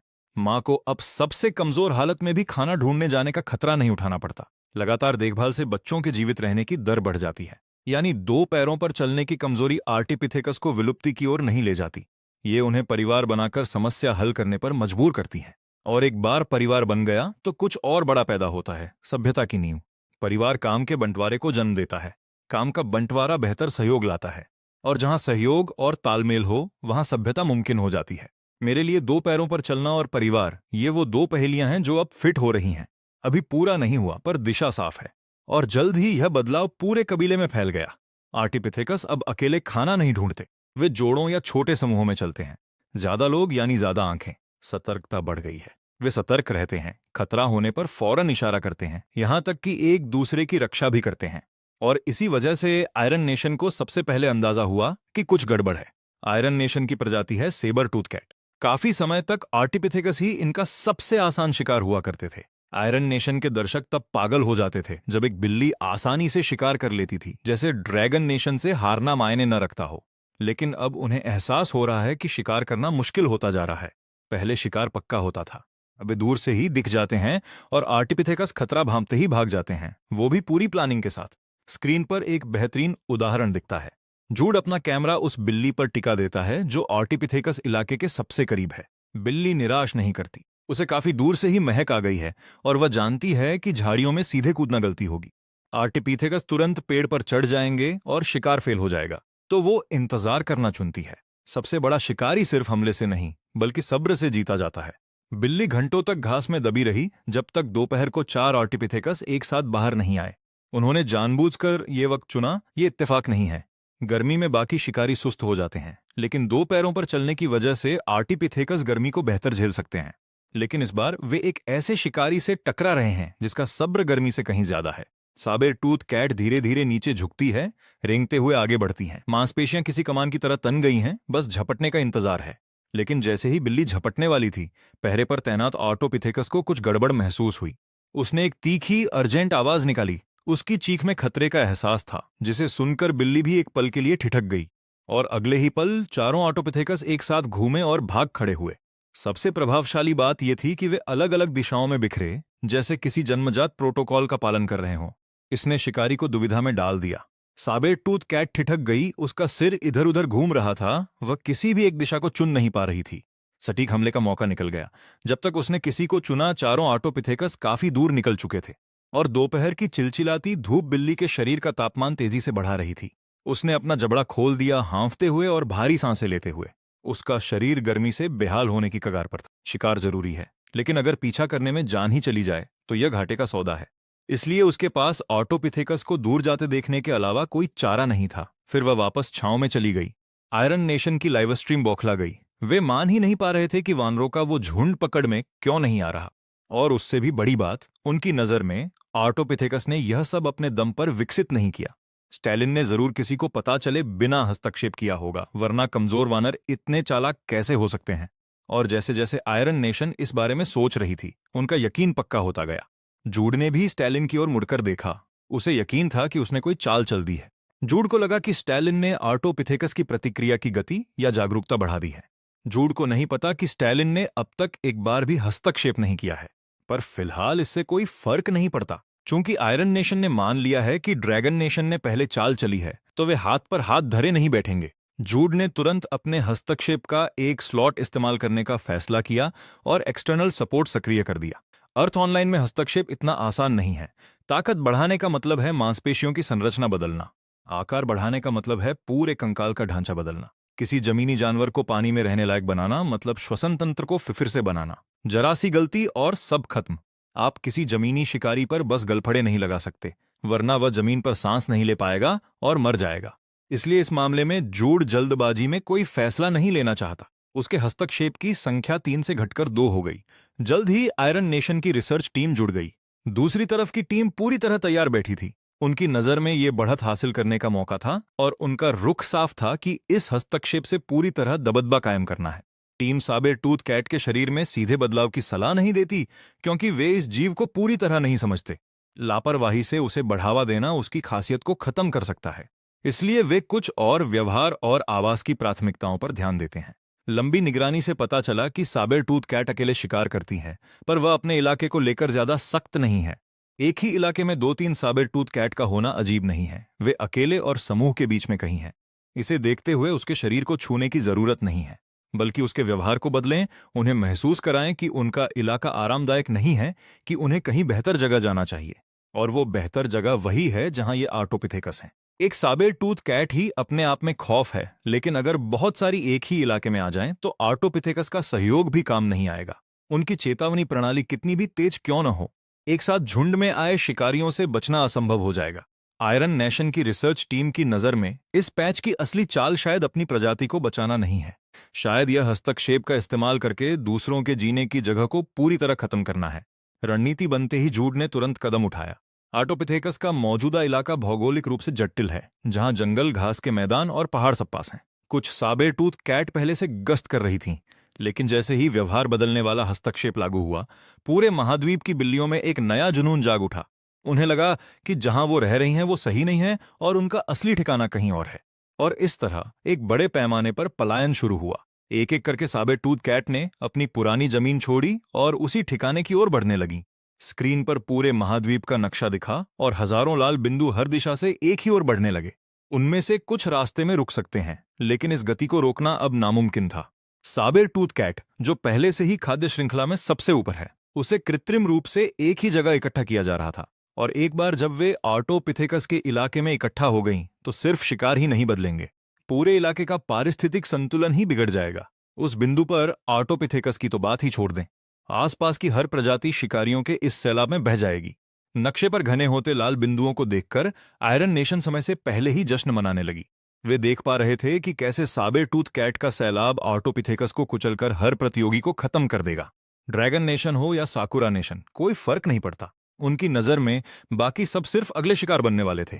आयरन नेशन एक सुखद ख्याली दुनिया में डूब गई और उनका व्यवहार परिवर्तन वाला दांव तेजी से काम कर रहा था। जल्द ही आर्टोपिथेकस के इलाके में साबर टूथ कैट की संख्या आसमान छूने लगी। पहले 3-4 बिल्लियां दिखना भी बड़ी बात थी, अब हर तरफ जोड़े और छोटे झुंड दिखाई दे रहे थे।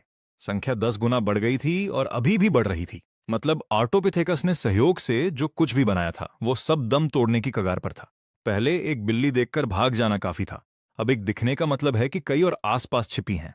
अब भोजन के लिए बाहर निकलने पर भी सीधे मौत को दावत देने जैसा खतरा था। भोजन के स्रोत अस्थिर हो गए थे और पूरा कबीला ढहने की कगार पर था। स्क्रीन के बाहर ड्रैगन नेशन की लाइव स्ट्रीम फट पड़ी, सब देख सकते थे। आयरन नेशन प्रतिस्पर्धा के किसी मानक नियम का पालन नहीं कर रही थी। यह ड्रैगन नेशन पर सीधा और नग्न हमला था। चैट में लोग इसे घटिया जीत बता रहे थे और स्टैलिन को तुरंत कुछ करने की सलाह दे रहे थे। आर्टोपिथेकस को वहां से निकालो, इससे पहले कि बिल्लियां और बढ़ जाएं। वहां बेबस शिकार बनकर बैठने से बेहतर है कुछ करना। ड्रैगन नेशन के रिसर्च डिवीजन में डॉको वॉस और बाकी टीम घबराए हुए थे। समस्या ये थी कि वे खतरा देख तो रहे थे, पर वे खुद से मदद नहीं भेज सकते थे। नए नियमों के तहत बाहरी मदद केवल पर्यवेक्षक द्वारा ही सक्रिय की जा सकती है। जब तक मैं उस बटन को न दबाऊं, रिसर्च टीम मुझे एक चेतावनी भी नहीं भेज सकती। और फिर भी साबर टूथ कैट की असामान्य संख्या मैंने देख ली थी। मैंने आयरन नेशन के जूड की तरफ देखा। उसने भी उसी वक्त मेरी तरफ देखा, जैसे हम दोनों ने एक ही खतरे को भांप लिया हो। फिर वह मुस्कुराया, उसके होंठ बिना आवाज के हिले, जिससे साफ था कि वह सोच रहा है कि मैं हार गया हूं। मैंने उसे शांत नजर से देखा और बिना कुछ बोले बस 4 शब्द सोचे, दूरदर्शी नहीं हो। क्योंकि मेरी नजर में आयरन नेशन की ये चाल सतह पर तो आर्टोपिथेकस को घेरने जैसी दिखती है, पर अंदर ही अंदर यह लगभग खुद को तबाह करने जैसा है। साबेर टूथ कैट पहले से ही एक शीर्ष शिकारी है। वह अपनी व्यक्तिगत काबिलियत से शीर्ष पर है, लेकिन आयरन नेशन को इससे तसल्ली नहीं हुई और उन्होंने जबरन एक ही जगह भीड़ जमा कर दी। हाँ, इससे अल्पकालिक सैन्य बढ़त तो मिली, लेकिन वे ये नहीं सोच पाए कि एक पारिस्थितिकी तंत्र सिर्फ शिकारियों से नहीं चल सकता।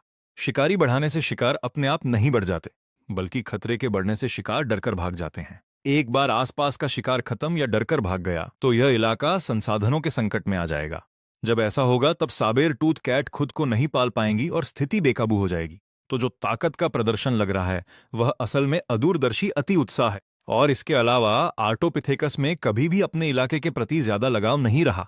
वे पहले ही जंगलों से लेकर पहाड़ों की चोटियों तक भाग चुके हैं। उनके लिए जगह बदलना कोई नई बात नहीं है। सुरक्षा खोजना और खतरे से बचना एक जैविक प्रवृत्ति है। जब कोई जगह रहने लायक नहीं बचती तो वे खुद ही भाग जाएंगे। इसलिए मैं इस लहर से दबने को लेकर चिंतित नहीं हूं। लेकिन आयरन नेशन की हरकत ने मुझे कुछ याद दिलाया। आर्टोपिथेकस को जिस बुनियादी आधार की जरूरत है वह लगभग तैयार है। द्विपाद गति आ गई है, पारिवारिक इकाई बनने लगी है, सहयोग की प्रवृत्ति उभर चुकी है। इसे देखते हुए अब वक्त है पहली असली क्षमता को लैस करने का। और आर्टोपिथेकस के लिए जो पहला हस्तक्षेप मैंने सोचा था वह शुरू से ही साफ था। फेंकने की क्षमता को अनलॉक करना। सामान्य विकास में इस कदम में कई लाख साल और लगते, जब तक आर्टोपिथेकस पूरी तरह द्विपाद गति में नहीं ढल जाते। तभी जाकर ये क्षमता धीरे धीरे विकसित होती। पर मेरे पास पैच के प्राकृतिक रूप से आगे बढ़ने का इंतजार करने का समय नहीं है। मैं विकास के इस सफर को खुद सिकोड़ने वाला हूं। इस विचार के साथ मैंने आर्टोपिथेकस का पूरा पैनल खोला और हस्तक्षेप बटन दबा दिया। उसी पल ड्रैगन नेशन के रिसर्च डिवीजन ने आखिरकार राहत की सांस ली। कम से कम इस कदम से तो साफ है कि स्टैलिन कुछ करने की योजना बना रहा है। डॉकवॉस ने तुरंत अपनी सारी एनालिसिस तैयार कर ली ताकि जैसे ही स्टैलिन सपोर्ट खोले वे सिफारिशें भेज सकें। फिर अगले ही पल सब अविश्वास में बस देखते रह गए, क्योंकि स्टैलिन ने कभी सपोर्ट बटन को छुआ ही नहीं। वह बस अपने आप सब संचालित करने लगा। पूरी रिसर्च टीम स्तब्ध रह गई। पर मेरी सोच बिल्कुल साफ थी। जहां तक इस सीधे खड़े होने वाले आतंक की बात है, तो उन्हें दुनिया में शीर्ष पर रखने वाली चीज सिर्फ उनका बड़ा आकार नहीं है, और न ही यह महज उनकी शारीरिक ताकत है। यह उन क्षमताओं का समूह है जो पूरी तरह से अलग स्तर की रणनीतिक बढ़त देती हैं। 2 पैरों पर चलना एक है और चीजें फेंकना दूसरा। आर्डिपिथेकस को फेंकने की असली काबिलियत देने के लिए मुख्य बात यह नहीं है कि उन्हें कुछ आगे फेंकना सिखाया जाए, बल्कि उनके शरीर का ढांचा इस तरह बदलना है कि उन्हें फेंकने के लिए ऐसा जैविक हार्डवेयर मिले जो वाकई असरदार और खतरनाक हो। मैं सबसे पहले आर्डिपिथेकस की रीढ़ और कंधों पर काम शुरू करता हूं। अब तक लंबे समय तक 2 पैरों पर चलने के कारण उनकी रीढ़ 4 पैरों वाले जानवरों के पारंपरिक सी आकार के बजाय एक स्पष्ट एस आकार की हो चुकी है। यह बहुत जरूरी है, क्योंकि एस आकार की रीढ़ सिर्फ खड़े होने का भार ही नहीं उठाती, यह कमर को घूमने की कहीं ज्यादा ताकत भी देती है, जिससे वे ऊर्जा को स्प्रिंग की तरह संचित और मुक्त कर सकते हैं। किसी भी फेंकने की क्रिया के लिए यही ऊर्जा लोड करने का आधार है। यह आधार तैयार होने के बाद अब कंधों पर काम करना है। फिलहाल आर्डिपिथेकस के कंधे एक सामान्य प्राइमेट जैसे ही हैं, छोटे सीमित गति वाले और जैसे लॉक हो चुके जोड़। वे उस चौड़े पीछे के खिंचाव के लिए अक्षम हैं जो एक असली थ्रो के लिए जरूरी ताकत पैदा करता है। तो सबसे पहले मुझे उस लॉक को तोड़ना होगा। मैं कॉलर बोन को लंबा करता हूं, कंधों को चौड़ा करता हूं और शोल्डर लाइन को मानव संरचना के करीब लाता हूं। फिर मैं कंधों की स्थिति को एडजस्ट करता हूं, जोड़ों के खुलने की सीमा को बढ़ाता हूं ताकि हाथ और पीछे जा सकें। फिर मांसपेशियों और टेंडन्स को मजबूत करता हूं, कंधों के जोड़ों के आसपास के, ताकि पूरा तंत्र न केवल स्थिर हो बल्कि अधिक लचीला भी बन जाए। साफ शब्दों में कहूं तो मैं आर्डिपिथेकस के ऊपरी शरीर को एक बायोबॉट में बदल रहा हूं। चौड़ी कॉलर बोन उसका ढांचा है, फैला हुआ कंधों का जोड़ उसकी ड्रा स्पेस है, मजबूत टेंडन्स उसकी धनुष की डोरी हैं, और ऐसा आकार की रीढ़ व कमर का रोटेशन अतिरिक्त ऊर्जा भार को संभालता है। जब फेंकने की बारी आती है तो ताकत सिर्फ हाथों की मांसपेशियों से नहीं आती। यह पैरों के जमीन पर टिकने से शुरू होती है, कमर और धड़ के रोटेशन से बहती है, पीछे खिंचे हुए कंधे से होकर गुजरती है, और अंत में पूरा हाथ एक लहर की तरह घूमता है जो गतिज ऊर्जा के हस्तांतरण की एक पूरी और प्रभावी चेन बनाता है। इसका मतलब यह है कि आर्डिपिथेकस ने आखिरकार उस सीमा को तोड़ दिया है जो प्रकृति में हर जमीनी जीव पर लागू होती है। मेरे बदलाव से पहले आर्डिपिथेकस चीजें फेंक सकता था, लेकिन वह लॉक कंधे के साथ एक हल्का सा टॉस था जिसमें गति की सीमा बेहद सीमित थी। ज्यादा से ज्यादा कोशिश करने पर भी फेंकने की गति मुश्किल से 30 किलोमीटर प्रति घंटा होती थी और रेंज सिर्फ 10 मीटर, जो कोई खतरा पैदा नहीं करती थी। लेकिन मेरे बदलाव के बाद सब कुछ बदल गया है। अब वे पत्थर को पूरी ताकत से पीछे खींच सकते हैं और फिर शरीर की पूरी लचीली ऊर्जा को उस फेंक में डाल सकते हैं। यह सिर्फ एक टॉस नहीं, बल्कि एक प्रहार है। 10 मीटर या 5 मीटर, ये ऐसी दूरियां हैं जिन्हें प्रकृति के ज्यादातर शिकारी पार नहीं कर सकते। अगर तुम मुझे दबाना चाहते हो तो पहले मुझसे दूरी कम करनी होगी। जिस पल तुम करीब आते हो मैं पीछे हट जाता हूं। जिस पल तुम हिचकिचाते हो मैं दूर से हमला करता हूं। और अगर उन्होंने भविष्य में हथियारों का इस्तेमाल करना सीख लिया तो जो चीजें वे फेंकेंगे वो सिर्फ पत्थर नहीं होंगे, वो उससे कहीं ज्यादा खतरनाक चीज होगी। करीबी मुकाबले की ताकत का कोई मतलब नहीं अगर तुम दुश्मन को छू ही ना सको। यही डायमेंशनल सेपरेशन का सार है, और इसीलिए मुझे पता है कि यह मॉडिफिकेशन कोई मामूली स्टेट बूस्ट नहीं है। यह क्षमता सिर्फ ऑर्डिपिथेकस और उनके मानव वंशजों के लिए है, जिसे कोई और दोहरा नहीं सकता, क्योंकि यह सिर्फ कंधे बदलने की बात नहीं थी। इसके लिए दो पैरों पर चलना, रीढ़, कमर, कॉलर बोन और जोड़ों का तालमेल में काम करना जरूरी है। तभी जाकर यह क्षमता काम करती है। काम खत्म होने पर मैं नतीजों को देखता हूं और वाकई संतुष्ट हूं। जैसे ही हस्तक्षेप खत्म हुआ, ऑर्डिपिथेकस में किए गए मेरे हर बदलाव पूरे कबीले में फैल गए। एक एक करके शरीर में बदलाव होने लगे। कंधे चौड़े हो गए, कॉलर बोन लंबी हो गई, कंधों के पीछे की मांसपेशियों पर एक नया उभार आ गया। उनकी शारीरिक बनावट काफी मजबूत दिखने लगी। लेकिन भले ही बदलाव दिखाई दे रहा था, उनकी दिनचर्या नहीं बदली, क्योंकि उन्हें पता ही नहीं था कि उनके शरीर के साथ क्या हुआ है। जीवन सामान्य रूप से चल रहा था, सिवाय इसके कि उस इलाके में साबर टूथ कैट्स की संख्या बढ़ रही थी।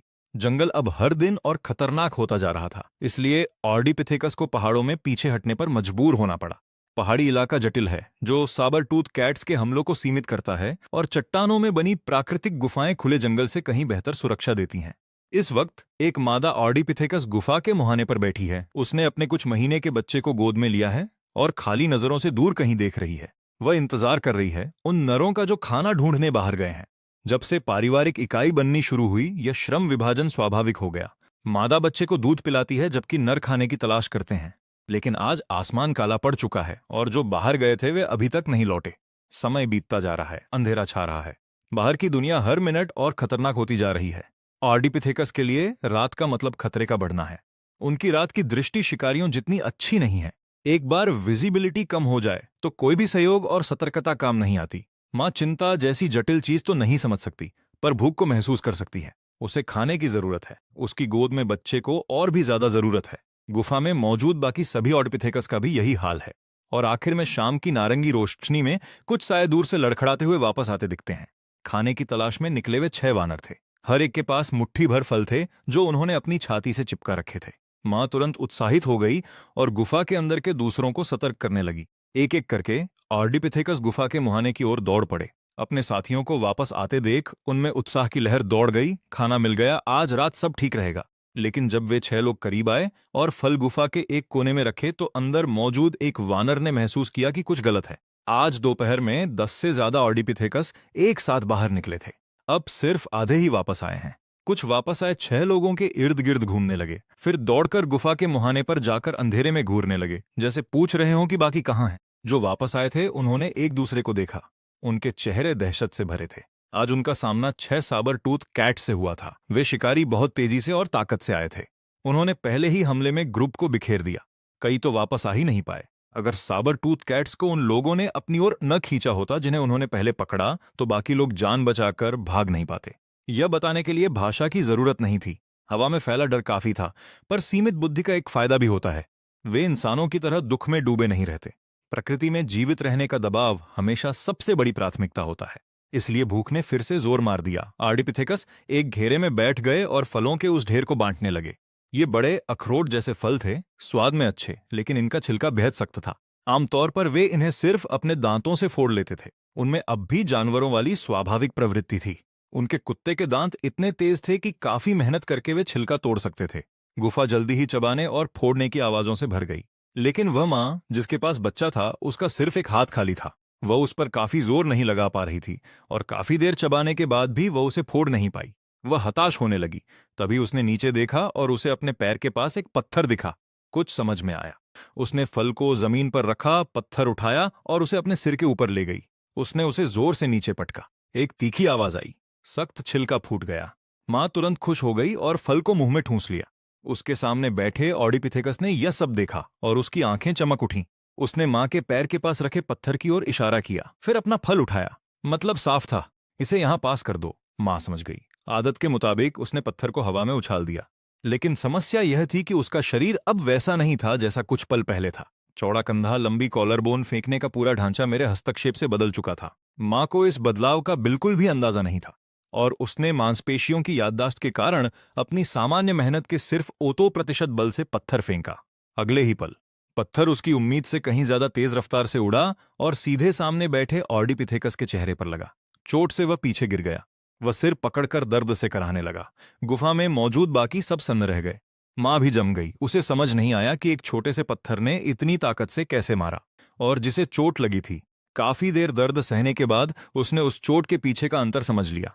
उसने पत्थर उठाया जो उसे लगा था, उसे अपने हाथों में घुमाया और पूरी तरह हैरान रह गया। एक छोटा पत्थर इतनी जोरदार चोट कैसे दे सकता है? सोचकर तो नहीं समझ पाएगा, तो इसे आजमाते हैं। उसने पत्थर पकड़ा, घूमा और पास के एक बड़े ऑडिपिथेकस पर दे मारा। एक भारी धमक आई। जिसे चोट लगी वह तैयार नहीं था और दर्द से चिल्ला उठा। यह तो जीवन की सबसे बड़ी खोज थी। ऑर्डिपिथेकस तुरंत उत्साहित हो गया। उसने हर पत्थर उठाना शुरू कर दिया और एक के बाद एक अपने साथियों पर फेंकने लगा। कोई बच नहीं पाया। 2 लोगों को चोट लगी। पूरी गुफा में कोहराम मच गया। वह हर थ्रो के साथ और उत्साहित होता गया, खुशी से उछलने लगा, यहां तक कि उसने सबको हद पार करने पर मजबूर कर दिया। उसे कई लोगों ने एक साथ पकड़ लिया और बुरी तरह डांट खाने के बाद आखिरकार वह रुक गया। पर रुकने के बाद भी वह अपनी बात समझाने के लिए बेताब था। जैसे ही वह खुद को छुड़ाता है, वह तुरंत जमीन पर पत्थरों की ओर इशारा करता है और फेंकने का बढ़ा चढ़ाकर अभिनय करता है। साथ ही हवा की आवाज और तरह तरह की गुर्राहटें निकालता है। इशारों और आवाजों के इस उत्साही तालमेल से बाकी ऑर्टोपिथेकस धीरे धीरे बात समझने लगते हैं। बात किसी खास पत्थर की नहीं है। असली बात पत्थर को पूरे जोर से फेंकने की क्रिया है, और इसीलिए ज्यादा ऑर्टोपिथेकस इसे आजमाने लगते हैं। वे जमीन से पत्थर उठाते हैं, कोई दूर के निशानों पर तो कोई पेड़ों के तनों पर फेंकता है, और जल्दी ही वे जान जाते हैं कि हवा में उड़ते पत्थर की चोट कितनी जोरदार होती है। पेड़ के मोटे तने पर चोट का साफ निशान बन जाता है। सबसे शक्तिशाली ऑर्टोपिथेकस तो हद ही कर देता है। पूरी ताकत से पत्थर को दर्जनों मीटर दूर फेंकता है और पूरी गुफा जोश से भर जाती है। वे जल्दी ही बारीकियां भी समझ जाते हैं। जो पत्थर बहुत छोटे हैं वे जोर से नहीं लगते, जो बहुत बड़े हैं उन्हें दूर नहीं फेंका जा सकता, लेकिन जो हथेली के आकार के हैं वे सबसे जबरदस्त चोट करते हैं और फेंकने में सबसे सहज लगते हैं। और इस तरह ऑर्टोपिथेकस का पूरा समूह पागलपन में इन पत्थरों को जमा करने लगता है, जैसे उन्हें दुनिया का सबसे बेहतरीन खिलौना मिल गया हो। रुकने का नाम ही नहीं लेते। बाहर की दुनिया में पूरी तरह अंधेरा छा जाने के बाद भी गुफा के अंदर वे शोर मचा रहे हैं, और रात के सन्नाटे में यह शोर साफ गूंजता है। उसी समय आयरन नेशन की लाइव स्ट्रीम में जूड की नजर 3 साबर-टूथ बिल्लियों पर है, जो अंधेरा होने के बाद भी शिकार की तलाश में हैं। हाल ही में माइग्रेट की हुई साबर-टूथ बिल्लियां लगातार यहां आ रही हैं। प्रतिस्पर्धा का दबाव बहुत बढ़ गया है और स्वाभाविक है कि उनमें से काफी भूखे मरने लगे हैं। ये 3 बिल्लियां भी उसी हालत में हैं। खुले मैदानों या जंगल के किनारों पर इन्हें पर्याप्त शिकार नहीं मिल पा रहा, इसलिए वे जोखिम उठाकर पहाड़ी जंगल में घुसती हैं, और इसी कारण उन्हें गुफा से आ रहा लगातार शोर सुनाई दे जाता है। आयरन नेशन के दर्शक पहले उलझन में हैं, फिर अचानक चौकन्ने हो जाते हैं। किसी ने पहले ही ड्रैगन नेशन की लाइव स्ट्रीम चेक करके पुष्टि कर ली है।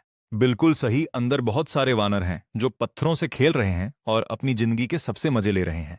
आयरन नेशन के लिए यह शिकार का सुनहरा मौका है, और इसलिए तीनों साबर-टूथ बिल्लियां अपने शरीर को झुकाकर अंधेरे में गुफा की ओर बिना आहट किए बढ़ती हैं। रात किसी भी शिकारी के लिए सबसे बेहतरीन सुरक्षा कवच है। इतने बड़े जीव भी अगर अपनी चाल पर काबू रखें तो गायब जैसे ही हो सकते हैं, और जल्दी ही वे गुफा के प्रवेश द्वार के ठीक बाहर पहुंच जाते हैं। ड्रैगन नेशन के दर्शक बमुश्किल देख पा रहे हैं, क्योंकि हर कोई जानता है कि एक साबर-टूथ बिल्ली भी ऑर्टोपिथेकस के दिल में खौफ भर देती थी। अब वहां 3 हैं और गुफा एक बंद जगह है। अगर वे अंदर फंस गए तो दर्जनों ऑर्टोपिथेकस का अंजाम बहुत भयानक होगा। और सही में सबसे आगे वाली साबर-टूथ बिल्ली प्रवेश द्वार के किनारे पर कदम रख चुकी है। वह पहले अपनी नाक सिकोड़कर हवा सूंघती है और तुरंत सुनिश्चित करती है कि अंदर ढेर सारे शिकार मौजूद हैं। वह हमला करने के लिए तैयार है। लेकिन तभी जैसे ही वह हमला करने वाली होती है, अचानक गुफा से एक पत्थर उड़ता हुआ आता है, बगल की दीवार से टकराता है और लुढ़ककर उसके पैरों के पास रुक जाता है। अचानक आई आवाज से साबर-टूथ बिल्ली बुरी तरह चौंक जाती है और 2 कदम पीछे हटकर पत्थर की ओर धीमी गुर्राहट करती है। उस गुर्राहट ने गुफा के अंदर मौजूद हर ऑर्टोपिथेकस को तुरंत खामोश कर दिया। वे उस आवाज को बहुत अच्छी तरह जानते हैं। वह एक साबर-टूथ बिल्ली है, वही जीव जिसने जब से उन्हें होश है उनकी जिंदगी पर राज किया है। चांद की हल्की रोशनी में अंदर मौजूद आर्टोपिथेकस आखिरकार उस विशालकाय आकृति को पहचान लेते हैं जो प्रवेश द्वार पर खड़ी है। वह घना भारी ढांचा, वह डरावना आकार, वह भारी उपस्थिति जो पूरी गुफा को घेरे हुए है। और स्थिति और खराब हो जाती है क्योंकि प्रवेश द्वार के दोनों तरफ दो साए और उभरते हैं जो बाहर निकलने का हर रास्ता बंद कर देते हैं। तीन साबर टूथ बिल्लियां तीन दीवार की तरह खड़ी हैं और दर्जनों आर्टोपिथेकस गुफा के सबसे आखिरी कोने में दुबके हैं, दीवार से चिपके हुए, कहीं भागने की जगह नहीं। सबसे आगे वाली बिल्ली पुष्टि कर लेती है कि पत्थर अपने आप नहीं हिला और अंधेरे में दुबके समूह पर फिर ध्यान लगाती है। वह थोड़ा और नीचे झुकती है और इस बार वह छिपकर नहीं रहने वाली, वह तेज हमले की तैयारी कर रही है। उसके बगल वाली दोनों बिल्लियां भी यही कर रही हैं। उनकी नजर में वानरों का यह झुंड कुछ भी नहीं है। अगले ही पल प्रभुत्व का प्रदर्शन होता है। तीनों जानवर एक साथ छलांग लगाते हैं, सीधे आर्टोपिथेकस के झुंड पर टूट पड़ते हैं। और ठीक इसी पल सबसे आगे वाली कतार में दुबका एक वानर कुछ ऐसा करता है जो बाकी सबसे बिल्कुल अलग है। यह वही वानर है जिसने सबसे पहले खोजा था कि पत्थर से क्या किया जा सकता है। वह भी बाकी सबकी तरह बुरी तरह कांप रहा है। दिल ऐसे धड़क रहा है जैसे सीना फाड़कर बाहर आ जाएगा। वह भी अपने साथियों के पीछे जाना चाहता है पर जगह ही नहीं है। उसके पास वहीं टिके रहने के अलावा कोई चारा नहीं है। सबसे आगे बिल्कुल खुला। वह अपनी आंखों से देखता है कि तीन साबर टूथ बिल्लियां हमले की स्थिति में आ गई हैं और सीधे उसकी ओर तेजी से लपक रही हैं। किसी और समय ऐसा मंजर उसे लड़ने की हिम्मत से पूरी तरह बेदखल कर चुका होता। उसकी नसों में दौड़ती हर प्रवृत्ति, उसके शरीर की हर हलचल चिल्ला रही है कि भागो, अभी भागो, पर उसका हाथ मुट्ठी भर पत्थर पर मजबूती से टिका है। और इस पल में वह खुद नहीं बता सकता कि वह असल में क्या सोच रहा है। शायद डर अब अपनी चरम सीमा पार कर चुका है। शायद जीवित रहने की प्रवृत्ति उसे कदम उठाने पर मजबूर कर रही है। वजह जो भी हो, वह अचानक अपना मुंह खोलकर एक तेज दहाड़ मारता है, मानो वह खुद को हिम्मत दे रहा हो या वापसी के रास्ते बंद होने पर कोई ऐलान कर रहा हो। और वह एक आवाज उसे खुद की कंपी से बाहर खींच लाती है। वह सीधा खड़ा होता है, धड़ को जितना मुड़ सकता है घुमाता है और हाथ को पूरी ताकत से पीछे खींचता है। यही वह दोनजो है जिसे सीखने में उसने पूरा दिन बिताया था और अब वह पूरी सहजता से इसे अंजाम देता है। पूरा शरीर एक खींचे हुए धनुष की तरह तन गया है और हाथ में मौजूद पत्थर कमान से निकला हुआ तीर बन गया है। अगले ही पल वह पूरी ताकत से पत्थर फेंकता है। सन्नाटे को चीरते हुए पत्थर तेजी से हवा को काटता है। सबसे आगे वाली बिल्ली अब 10 मीटर से कम दूरी पर है। इतनी दूरी पर उसे संभलने का मौका ही नहीं मिलता। उसे तो पता भी नहीं चलता कि क्या आ रहा है। धड़ाम पत्थर भारी ताकत के साथ उसके चेहरे पर लगता है। तेजी से बढ़ती बिल्ली को ठीक उसी पल जोरदार चोट लगती है। झटके से उसका संतुलन बिगड़ जाता है। उसकी पूरी देह लड़खड़ाती है और वह जमीन पर गिरकर कुछ पल के लिए सुन्न हो जाती है। यह क्या हुआ? उसके पीछे वाली दोनों बिल्लियां झटके से रुक जाती हैं और अपनी आंखों से देखती हैं कि उनका साथी बिना किसी हमले के अचानक अदृश्य ताकत से टकराकर नीचे गिर गया। यह उन्हें गहरी बेचैनी से भर देता है। एक पल के लिए वे आगे बढ़ने की हिम्मत भी नहीं जुटा पाती। वे जमीन पर पड़ी बिल्ली के इर्द गिर्द घूमती हैं, परेशान और हैरान, समझने की कोशिश में कि क्या हुआ, जबकि गिरी हुई बिल्ली पूरी तरह से भटकी हुई है। मुट्ठी भर पत्थर उसे मारने के लिए काफी नहीं है, लेकिन चोट इतनी जोर की है कि उसके हमले की लय पूरी तरह टूट गई है। वह किसी तरह पलटने की कोशिश करती है, उठने का प्रयास करती है, पर लड़खड़ा जाती है और बस धीमी चेतावनी भरी गुर्राहट निकालती है।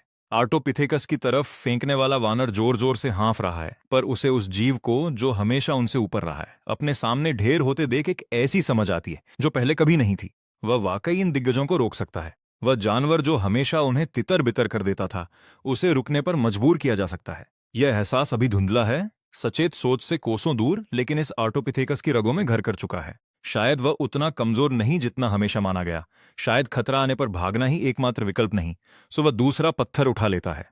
इस बार वह पीछे नहीं हटता, बल्कि पीछे के साथियों की ओर मुड़कर तेज दहाड़ता है, मानो उन्हें आगे बढ़ने का इशारा दे रहा हो, और बाकी भी उसे देख रहे हैं। वे जमीन पर पड़ी बिल्ली को देखते हैं, दूसरी दो को हिचकिचाते देखते हैं। आर्टोपिथेकस फिर से निशाना साधता है और फेंक देता है। इस बार पत्थर सीधे गिरी हुई बिल्ली के शरीर पर लगता है, जिससे उसकी एक और दर्द भरी गुर्राहट निकलती है। बाकी दोनों साबरटूथ बिल्लियां अब वाकई जम गई हैं और सहज रूप से पीछे हट रही हैं। और गुफा के अंदर देख रहे दर्जनों आर्टोपिथेकस के लिए यह एक जीता जागता प्रदर्शन है कि कैसे पूरे जोर से पत्थर फेंकना इन खतरनाक जीवों को पीछे हटने पर मजबूर कर सकता है। जैसे जैसे बिल्लियां पीछे हटती हैं, आर्टोपिथेकस के अंदर का डर तेजी से खत्म होने लगता है। वे अपने चारों ओर बिखरे पत्थरों को नीचे देखते हैं। जो कुछ घंटे पहले खिलौने थे, वे अचानक सहारा बन गए हैं और एक एक करके आर्टोपिथेकस झुकते हैं और पत्थर उठाते हैं। पल भर में आधे से ज्यादा के हाथ में चट्टाने हैं। अंधेरे में आंखों की हर जोड़ी अब सिर्फ घबराहट से नहीं भरी है, वे सब प्रवेश द्वार पर खड़ी तीनों साबर टूथ बिल्लियों पर टिकी हैं और बिल्लियां भी ऊर्जा में आए इस बदलाव को महसूस कर सकती हैं। पहले उन आंखों में शिकार का डर था, लेकिन इस बार पहली बार उन्हें एहसास होता है कि जो उनके सामने खड़ा है शायद वह ऐसा समूह नहीं जो सिर्फ मार खाएगा। इस पल से पासा पलट चुका है। घने अंधेरे गुफा में दृश्यता लगभग शून्य है और बिल्लियों के लिए यह शिकार का सबसे आदर्श स्थल होना चाहिए। गुफा गहरी नहीं है। प्रवेश द्वार से आखिरी दीवार तक शायद 20 से 30 मीटर की दूरी है और चौड़ाई मुश्किल से 5 मीटर। प्रवेश द्वार पर डटी 3 विशाल साबर टूथ बिल्लियां और पीछे दुब के दर्जनों आर्टोपिथेकस किसी दावत जैसे हैं जो सीधे उन्हें परोस दी गई है। तर्क के अनुसार यहां कोई संशय नहीं होना चाहिए था, लेकिन एक साधारण पत्थर के सबसे तेज बिल्ली को गिरा देने के बाद से सब कुछ बदल गया। आयरन नेशन की लाइव स्ट्रीम में जो दर्शक कुछ देर पहले तक कचरा कमेंट्स कर रहे थे, अचानक ऐसे खामोश हो गए जैसे किसी ने पूरी जगह पर म्यूट बटन दबा दिया हो। चैट पूरी तरह बंद हो गई, बस स्काई स्क्रीन चलती जा रही है। उसी समय ड्रैगन नेशन की लाइव स्ट्रीम जोश से भर उठी है। सिर्फ आयरन नेशन ही नहीं, ड्रैगन नेशन के दर्शक भी नहीं सोच सकते थे कि मौत के मुंह में फंसी स्थिति एक पत्थर की वजह से पलट जाएगी। आधुनिक लोगों के लिए पत्थर फेंकना कितना साधारण है। किसने बचपन में पानी में पत्थर नहीं फेंके या पेड़ों पर कंकड़ नहीं मारे। इसलिए जब सबने आर्टोपिथेकस को गुफा में पत्थर फेंकते देखा तो किसी ने इसे गंभीरता से नहीं लिया। कौन सोच सकता था कि बच्चों जैसी ये छोटी सी आदत 3 प्रागैतिहासिक शिकारी जानवरों को मौके पर ही पीछे हटने पर मजबूर कर देगी। ड्रैगन नेशन का रिसर्च डिवीजन भी पूरी तरह खामोश है। कुछ ही देर पहले सबको लगा था कि ड्रैगन नेशन का खेल खत्म हो गया, फिर यह चौंकाने वाला उलटफेर और पूरा कमरा सन्न रह गया। डॉक्टर वॉस लंबे समय तक खामोश रहे, भौहें तनी रहीं, जब तक कि आखिरकार उन्हें सब समझ नहीं आया। वे आखिरकार समझ गए कि स्टालिन की एकल दखल ने, जिसने बाहरी मदद ठुकरा दी थी, आखिर क्या बनाया है। वे धीरे से सांस छोड़ते हैं और आखिरकार स्वीकार करते हैं, हम सबने इस नई सभ्यता के पर्यवेक्षक को कम आंका। डॉक्टर वॉस के नजरिए से मुद्दा कभी पत्थर का था ही नहीं। समस्या यह थी कि हर कोई इसे आधुनिक इंसानी नजरिए से देख रहा था। आज के इंसान के लिए शेर चीतों पर पत्थर फेंकना जाहिर है बेकार है, क्योंकि इंसानों के पास हथियार और जाल जैसे कहीं ज्यादा प्रभावी औजार हैं। तो यह मान लेना स्वाभाविक था कि एक पत्थर किसी बड़े शिकारी के लिए खतरा नहीं बन सकता। लेकिन नजरिया बदलकर जानवरों के दृष्टिकोण से देखें तो सब बदल जाता है। अर्थ ऑनलाइन की शुरुआत से अब तक, चाहे डायनासोर युग के विशाल जीव हों या आज के शिकारी स्तनधारी, किसी को चोट पहुंचाने के लिए सबको एक ही नियम मानने पड़ते थे। आपको करीब जाना पड़ता है, आपको लक्ष्य के बिल्कुल पास जाना पड़ता है, पंजों, दांतों, सींगों से प्रहार के लिए।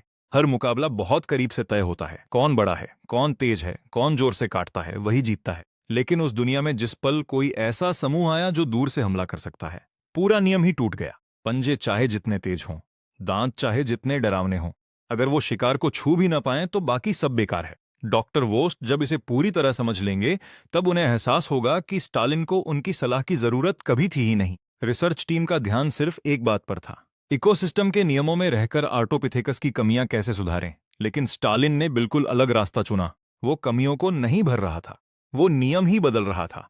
आर्टोपिथेकस को शारीरिक लड़ाई के कानून से बाहर लाकर एक अनोखा शॉर्टकट दे रहा था, और इसी वजह से उस गुफा के अंदर हालात पूरी तरह पलट गए हैं। एक साथ पत्थर उठाए दर्जनों आर्टोपिथेकस को देखकर तीनों सेबर टूथ बिल्लियों को खतरे का एहसास हो रहा है।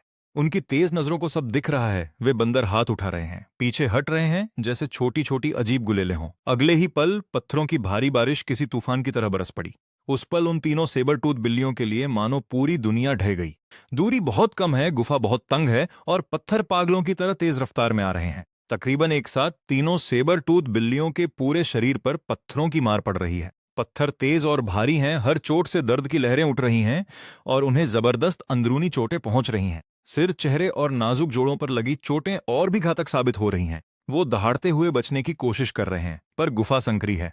पत्थर लगातार बरस रहे हैं और छिपने की कोई जगह नहीं है। यह शिकार कुत्तों के झुंड से कहीं बदतर है। कम से कम वो तो पास आते हैं, लेकिन ये पत्थर तो दूर से ही आ रहे हैं। उन्हें पलटवार का मौका तक नहीं मिल रहा। इतनी ताकत, फुर्ती और वो घातक दांत, फिर भी वो अपने दुश्मनों को छू तक नहीं पा रहे। वो बस पत्थर खाए जा रहे हैं। और अब ये शिकारी खूंखार दरिंदे डर चुके हैं, सिर्फ कहने के लिए नहीं, बल्कि वाकई बहुत डरे हुए हैं।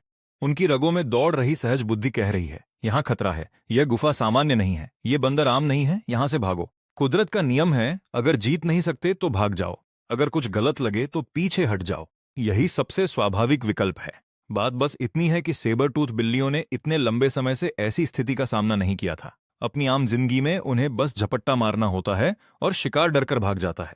हारने का ख्याल तो कभी उनके दिमाग में आया ही नहीं। लेकिन अब नियम बदल चुके हैं। जो दो बिल्लियां खड़ी हो सकती हैं, वो फौरन मुड़कर बाहर की ओर भागती हैं, सिर छिपाकर अपनी पीठ पर पत्थर झेलते हुए। लेकिन जिसने सबसे पहले हमला किया था, जिसे पहला पत्थर सीधे सिर पर लगा, उसकी हालत बहुत नाजुक है। पहली चोट से ही वो सुन्न है, टांगों पर लगातार मार पड़ रही है, वो उठ नहीं पा रहा और वहीं दुबक कर पत्थरों की बारिश झेल रहा है। धप धप धप धप। उसका खाल बुरी तरह जख्मी हो चुकी है। शरीर पर कई जगह घाव हैं। सिर पर लगी चोटों ने उसे हिलने तक के लायक नहीं छोड़ा। उसकी आंखों के सामने अंधेरा छा रहा है। जब जमीन पर पड़े पत्थर लगभग खत्म हो गए, तब जाकर ये पत्थरबाजी रुकी। सेबर टूथ बिल्ली अभी मरी नहीं है, पर मौत के बेहद करीब है। उसका विशाल शरीर जमीन पर फैला हुआ है। वो इतनी कमजोर है कि बस हल्की कराही निकल पा रही है। अब वो आर्टोपिथेकस, जिसने पहला पत्थर फेंका था, सावधानी से आगे बढ़ता है। पहले दूर से देखता है, फिर अपने साथियों के साथ धीरे धीरे करीब आता है। चारों तरफ जांच करता है, यह पक्का करने के लिए कि यह दरिंदा, जो कभी अजय था, अब उठ नहीं सकता। तभी वो जोर से आवाज लगाता है, मानो दूसरों को बता रहा हो कि अब खतरा नहीं है। बाकी आर्टोपिथेकस करीब आते हैं। सबसे ताकतवर वाला एक बास्केटबॉल जितना बड़ा पत्थर खींच कर लाता है। आज सुबह ही सब कह रहे थे कि इतने बड़े पत्थर फेंकना नामुमकिन है, बेकार हैं ये। लेकिन अब यही पत्थर आखिरी प्रहार के लिए सबसे बेहतरीन साबित हुआ। वो बड़ा आर्टोपिथेकस पत्थर को सिर के ऊपर ले जाता है और पूरी ताकत से नीचे पटक देता है। एक भारी धमाका हुआ और सेबरटूथ बिल्ली पर आखिरी चोट लगते ही वो पूरी तरह शांत हो गई। गुफा उत्साह भरी चीखों से गूंज उठी। हमेशा से सेबरटूथ बिल्ली ही आर्टोपिथेकस का शिकार करती आई थी। किसी ने सोचा भी नहीं था कि एक दिन सेबरटूथ बिल्ली उनके सामने पड़ी होगी और आर्टोपिथेकस उसे घूर रहे होंगे। पहले तो बस उत्साह था, फिर सबकी नजरें बेबस होकर सेबरटूथ बिल्ली के शरीर पर दिख रहे मांस और खून पर टिक गईं। वो मांस है। कई आर्टोपिथेकस के मुंह में पानी आ गया। इस स्तर पर आर्टोपिथेकस मुख्य रूप से जंगली फलों, नट्स और जड़ों पर निर्भर थे। कभी कभी कीड़े खाकर प्रोटीन पूरा करते थे। उन्हें मांस की जरूरत थी, पर उन्हें बड़े जानवरों का मांस कभी नहीं मिला था। और इस वक्त एक पूरी सेबर टूथ बिल्ली उनके सामने पड़ी थी। यह विशाल शरीर बहुत सारा भोजन है, पूरे समूह के लिए, हर आर्टोपिथेकस को पेट भरने जितना मिल सकता था। उत्साह धीरे धीरे लालच में बदलने लगा। वो आर्टोपिथेकस जिसने पहला पत्थर फेंका था, उसे फिर से आगे धकेला गया। उन्हें अभी लीडर या अल्फा का मतलब नहीं पता, लेकिन उस जानलेवा पल में वही सबसे आगे था। उसी ने दुश्मन को पहली चोट दी थी। उसी ने साबित किया कि शिकारी भी गिर सकते हैं और उनका खून भी लाल है। इसलिए बाकी सब अब उस पर भरोसा करने लगे हैं, उसका सम्मान कर रहे हैं, उसे आगे जाने देने के लिए तैयार हैं। और उसने किसी को निराश नहीं किया। वो लाश के बिल्कुल पास बैठता है, हाथ बढ़ाकर मांस का टुकड़ा नोचता है और उसे अपने मुंह में डाल लेता है। स्वाद बयान करना मुश्किल है, सख्त तीखा, चबाने में भी मुश्किल। लेकिन इस आर्टोपिथेकस के लिए यह अब तक के सबसे बेहतरीन भोजन से भी ज्यादा था। उसकी आंखें चमक उठीं और उसने दूसरों को भी खाने का इशारा किया। आज रात शिकारी खुद शिकार बन गया।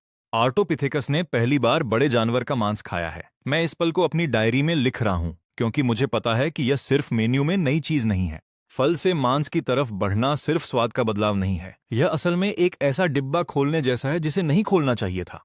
मांस का मतलब है हाई डेंसिटी प्रोटीन, फैट और एनर्जी, और ये चीजें एक और भयानक चीज को पालेंगी, उसका दिमाग। आयरन नेशन के दर्शक ये सब देखकर दंग रह गए हैं। उनके लिए ये दुनिया उल्टी हो गई है। जो बंदर सेबर टूथ बिल्ली की आवाज सुनकर ही दुबक जाते थे, आज वही उसके मांस को नोच नोच कर खा रहे हैं। वो इसे बर्दाश्त नहीं कर पा रहे। चैट गुस्से से भर गई है। लेकिन ड्रैगन नेशन के दर्शक आज पहली बार सीना तानकर आयरन नेशन की लाइव स्ट्रीम पर हजारों की तादाद में टूट पड़े हैं। लेकिन आम जनता की तरह भावनाओं में बहने के बजाय आयरन नेशन की रिसर्च टीम शांत बनी हुई है। किसी ने सवाल उठाया, जब आर्टोपिथेकस ने दखल से पत्थर फेंकना सीख लिया, तो क्या सेबरटूथ बिल्ली को भी इसी तरह बदला जा सकता है? लेकिन इस विचार को फौरन खारिज कर दिया गया। वजह बहुत साफ है। सेबरटूथ बिल्ली के अगले पंजे चीजों को पकड़ने के लिए नहीं बने। किसी चीज को ठीक से पकड़कर निशाना लगाना उनके लिए मुमकिन ही नहीं है। उनका शरीर आर्टोपिथेकस से बिल्कुल अलग रास्ते पर विकसित हुआ है। इस तरह के बदलाव से उनकी ताकत खत्म हो सकती है। यह बेकार की मेहनत है। तो आखिर में वो खुद को तसल्ली दे रहे हैं कि यह हार गुफा की खराब परिस्थितियों की वजह से थी, बहुत तंग जगह और हर तरफ से आ रहे आर्टोपिथेकस के पत्थर। बचने की कोई जगह ही नहीं थी। खुले मैदान में पत्थरों का असर सीमित होता है। एक दौड़ती हुई सेबर टूथ बिल्ली को इतनी आसानी से नहीं गिराया जा सकता। और वैसे भी इस इलाके में उनकी आबादी बढ़ रही है, जो आर्टोपिथेकस के रहने की जगह को और कम कर रही है। एक हार का मतलब यह नहीं कि सब खत्म हो गया, और स्काई स्क्रीन जल्दी ही एक नए दौर में प्रवेश करती है। पहली बार मांस खाने के बाद आर्टोपिथेकस की सोचने की दिशा बदलने लगी है। एक सेबर टूथ बिल्ली उन्हें अगले दिन तक खिलाने के लिए काफी है, लेकिन उसके बाद भूख तो वापस आएगी ही। उन्हें फिर से खाना ढूंढने के लिए निकलना होगा। और अब तक वो आर्टोपिथेकस जिसने पहला पत्थर फेंका था, चुपचाप इस समूह का लीडर बन गया है। उसमें साहस, समझ और फैसले लेने की वो काबिलियत है जो बाकी किसी में नहीं है। इसलिए बाकी सब अब उसका कहना मानने को तैयार हैं। उस अल्फा की मौजूदगी ने उन बिखरे हुए परिवारों को एक साथ बांधना शुरू कर दिया है। पहले आर्टोपिथेकस सिर्फ परिवार के नाते साथ रहते थे, लेकिन उनके बीच के रिश्ते बहुत कमजोर थे। खाने और जगह के लिए झगड़े आम थे। लेकिन अब वो धीरे धीरे समझ रहे हैं कि जब वाकई कोई संकट आए तो किसी को तो आगे आकर सबको एकजुट करना होगा, वरना कोई नहीं बचेगा। और इसी तरह कबीले की नींव पड़ रही है। इस बार अल्फा करीब 22 ऑटोपिथेकस को इकट्ठा करके गुफा से बाहर ले जा रहा है। वो अब बिखरे हुए बंदरों का झुंड नहीं है, यह एक संगठित दल बन चुका है। वो दोपहर में निकलते हैं जब सूरज की तपिश सबसे ज्यादा होती है, और आर्टोपिथेकस का बड़ा समूह गुफा से बाहर आता है। जो इससे ज्यादा जीवों का एक साथ चलना ही काफी प्रभावशाली है। उनकी संख्या देखकर आसपास के जीव अपने आप ही सावधान हो जाते हैं। यहां तक कि अकेले शिकारी भी उन्हें दूर से देखकर रुक जाते हैं, बिना पूरी जानकारी के हमला नहीं करते। समूह के सदस्य भी इस बदलाव को महसूस कर सकते हैं। वो अब पुराने तरीके से नहीं डर रहे, डरे सहमे कदम नहीं रख रहे कि कोई अचानक उन पर झपट पड़ेगा। अब जोड़ी आंखें एक साथ पहरा दे रही हैं, तो सुरक्षा का एहसास कहीं ज्यादा है। इस बार वो पहाड़ के जंगल के बाहर एक फलों के बगीचे की ओर जा रहे हैं। वहां पहुंचने के लिए उन्हें खुले घास के मैदान का एक छोटा सा हिस्सा पार करना है, लगभग 3 किलोमीटर की दूरी। बगीचे में एक सख्त फल है जिसे वो बहुत पसंद करते हैं, और अभी उसका मौसम है। निकलने से ठीक पहले अल्फा झुककर एक सही आकार का पत्थर उठाता है और उसे देखकर संतुष्ट दिखता है। फिर वो बाकियों को भी पत्थर उठाने का इशारा करता है। वो खुद साबित कर चुके हैं कि पत्थर क्या कर सकते हैं, ये उन्हें जिंदा रखेंगे। हाथ में ज्यादा पत्थर नहीं आ सकते, पर किसी भी शिकारी को डराने के लिए यह काफी है। तभी निकलने के ठीक पहले अल्फा की नजर पेड़ की जड़ों के पास पड़ी 1 मीटर लंबी टूटी हुई टहनी पर जाती है। कलाई जितनी मोटी एक लकड़ी की छड़ी, शायद कोई दूसरा पेड़ पर रहने वाला जानवर इसे तोड़कर गिरा गया होगा। अल्फा उसे लंबे समय तक देखता रहता है, जब तक कि पीछे खड़े साथी बेसब्री से धक्का नहीं देते। तभी वो झुककर उस टहनी को उठाता है, उसे हाथ में तोलता है और फिर सावधानी से हवा में घुमाता है। सू टहनी के हवा को चीरते हुए निकलने की आवाज साफ सुनाई दी। अल्फा की आंखें फौरन चमक उठी। मेरे संरचनात्मक बदलाव के बाद आर्टोपिथेकस ने न सिर्फ फेंकना सीखा, बल्कि उनके कंधे और कमर की रोटेशन भी बढ़ गई, जिसका मतलब है कि अब जब वे डंडा घुमाते हैं तो ताकत का संचार पहले से कहीं ज्यादा शक्तिशाली होता है। पूरी टहनी को चाबुक की तरह झटके के साथ मारा जा सकता है। ऑटोपिथेकस को नहीं पता कि ऐसा कैसे हो रहा है। उन्हें बस इतना पता है कि इससे तगड़ी चोट लगती है और यह बहुत काम का है। नतीजतन चतुर वानरों का वो झुंड तुरंत पास में गिरी टहनियां तलाशने लगा, और देखते ही देखते इलाका साफ हो गया।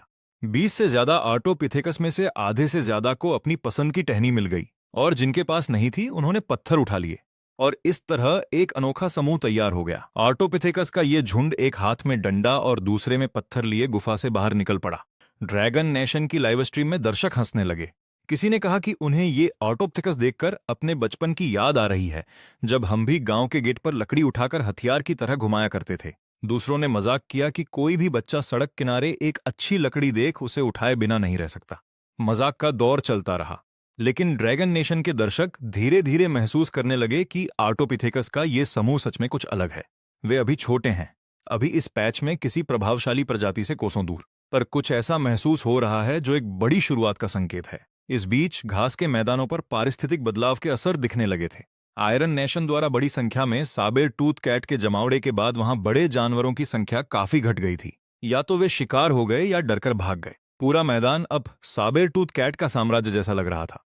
आर्टोपिथेकस को इस बात का अंदाजा नहीं था, लेकिन खुले मैदान में आते ही उनका सामना गश्त कर रही साबेर टूथ कैट से हो गया। 3-4 बिल्लियों ने उन्हें एक साथ अलग अलग दिशाओं से देख लिया, पर इस बार स्थिति पहले से बिल्कुल अलग थी। 20 से ज्यादा आर्टोपिथेकस का एक साथ चलना, संख्या काफी ज्यादा थी। अकेले शिकार करने की आदी बिल्लियों ने शिकार का इतना बड़ा झुंड कभी नहीं देखा था। आयरन नेशन ने उन्हें एक साथ तो ला दिया, लेकिन आपसी तालमेल से शिकार करना रातों रात नहीं सीख सकते थे। अंदर से हर बिल्ली अभी भी अकेले ही शिकारी थी, और झुंड में घेराबंदी करके शिकार करना उनके बस से बाहर था। इसलिए कोई भी बिल्ली सीधे हमला नहीं कर सकी। इसके बजाय उन्होंने पुराने तरीके अपनाए, दूर से नजर रखना, पीछा करना और पीछे छूटे शिकार पर झपटने का इंतजार करना। वे आर्टोपिथेकस का पीछा फलों के बाग तक करते रहे। बाग में घुसते ही बिल्लियां रुक गईं, क्योंकि वहां का माहौल जटिल था। अंधाधुंध हमला करना कामयाबी की गारंटी नहीं था, शायद ये उन्हें और सतर्क कर देता। आयरन नेशन की रिसर्च टीम दांत पीसकर ये देख रही थी, काश वे शिकारियों को सिखा पाते, पर प्रवृत्ति पर किसी का बस नहीं चलता। साबेर टूथ कैट्स को अपनी बुद्धि से ही काम लेना था। दो का धैर्य जवाब दे गया क्योंकि उन्हें कहीं और बेहतर शिकार दिखा, एक समोथेरियम जो आर्टोपिथेकस से बड़ा था। एक शिकार पूरे पेट के लिए काफी था और खतरा भी कम था। वे बिना हिचकिचाए वहां से निकल गईं। बाग के बाहर केवल दो ही पहरे पर रहीं। आधे घंटे बाद पेट भरकर और फल लिए आर्टोपिथेकस वापस लौटने लगे। आसान सफर ने उन्हें लापरवाह बना दिया था और उनका झुंड पहले की तरह सतर्क नहीं था। दो साबेर टूथ कैट्स इसी पल का इंतजार कर रही थीं। एक इतनी भूखी थी कि रुक नहीं सकी और उसने सबसे पहले छलांग लगा दी। दूसरी ज्यादा धैर्यवान थी, पर साथी के हमले के साथ ही उसकी स्थिति उजागर हो गई। उसे भी मजबूरन हमला करना पड़ा। घास का मैदान अचानक दौड़ने की आहट से गूंज उठा। हवा में शिकारी का खौफ भर गया। पहली बिल्ली बिजली की गति से झपटी, एक आर्टोपिथेकस को जमीन पर पटक दिया और जानलेवा हमला कर दिया। उसकी चीख सुनकर आयरन नेशन झूम उठी, जबकि ड्रैगन नेशन के दर्शक डर से कांप गए। लेकिन इससे पहले कि आयरन नेशन जश्न मनाती, एक पत्थर सीधा साबेर टूथ कैट के सिर पर लगा। बिल्ली हैरान थी। 2 मीटर के दायरे में कोई नहीं था और सामान्य तौर पर वे हमलावर को भांप लेती थीं। शिकार उसके पंजों के नीचे था, लेकिन हमला कहीं और से हुआ। उसका सरल दिमाग ये समझ नहीं पा रहा था। फिर और पत्थर आए और शिकार रुक गया। वह दहशत में इधर उधर घूमी। उसे दर्द हो रहा था, पर यह नहीं पता था कि पत्थर कहां से आ रहे हैं। उसे लगा जैसे चारों तरफ अदृश्य दुश्मन है और अगर वो रुकी तो खुद खतरे में पड़ जाएगी। इसलिए उसने शिकार छोड़ना और भागना ही मुनासिब समझा। बाकी झुंड तुरंत आगे आया और घायल साथी को बीच में खींच लिया। आयरन नेशन की टीम ये देखकर टूट गई। इतने करीब थे, पर उसे भागने दिया। यही इंसानों और जानवरों के बीच का मौलिक अंतर है। इंसान अधिकतम लाभ के लिए काम करते हैं। जंगली जानवर हमेशा जान बचाना पहले चुनते हैं। जैसे ही कोई समझ न आने वाला खतरा दिखा, प्रवृत्ति ने उन्हें भागने पर मजबूर कर दिया। बेशक इससे एक महत्वपूर्ण बात भी उजागर हुई। खुले मैदान में सिर्फ पत्थरों के भरोसे आर्टोपिथेकस किसी फुर्तीली बिल्ली को जान से नहीं मार सकते। जब तक कोई मुख्य अंग न फटे वह भाग जाएगी। पर बात यह है कि बिल्ली का भागना ही आर्टोपिथेकस की जीत है। दूसरी बिल्ली ने अल्फा पर निशाना साधा, क्योंकि उसका साथी पहले ही बेनकाब हो चुका था। इस हमले का सरप्राइज एलिमेंट खत्म हो चुका था। अल्फा ने खतरा भांप लिया और अपना इकलौता पत्थर फेंक दिया। साबेर टूथ कैट या तो किस्मत की धनी थी या सच में बहुत तेज थी। एक फुर्तीली छलांग लगाकर वह चेहरे पर सीधी चोट खाने से बच गई, पर उस चकमे के चक्कर में उसका हमला करने का रिदम पूरी तरह बिगड़ गया। उसकी गति साफ लड़खड़ा गई। इतने से अंतराल का ही इंतजार था। अल्फा ने दोनों हाथों से मीटर भर लंबा डंडा पकड़ा और पूरी ताकत से घुमाया। एक जोरदार धमाका हुआ। साबेर टूथ कैट स्तब्ध थी। उसे समझ नहीं आ रहा था कि इस वानर के हाथ अचानक इतने लंबे, सख्त और तेज कैसे हो गए। चोट ऐसी थी मानो पूरी रफ्तार से दौड़ते हुए किसी भारी जीव ने टक्कर मार दी हो। दर्द का ठिकाना नहीं था, और उसे और भी विचलित करने वाली बात यह थी कि अल्फा झुका नहीं। वह दहाड़ रहा था और आगे बढ़ रहा था। डंडा ऐसे घुमा रहा था कि हवा में हूंश की आवाज आ रही थी। ऐसा लग रहा था कि वह हवा को काट रहा है। अल्फा की पहुंच ने एक ऐसा खतरा पैदा कर दिया था जिससे बिल्ली चाहकर भी नहीं टकरा सकती थी। वह पीछे हटती, अल्फा आगे बढ़ता। वह फिर पीछे हटती, अल्फा दबाव बनाए रखता, जब तक कि बाकी आर्टोपिथेकस अपने पत्थरों और डंडों के साथ करीब नहीं आ गए। साबेर टूथ कैट आखिरकार पीछे हट गई। चेहरे पर चोट जल रही थी, पर उसे समझ नहीं आ रहा था कि वो फंस कैसे गई। उसे बस इतना याद था कि वह चीज जो भी थी बहुत ज्यादा तेज थी।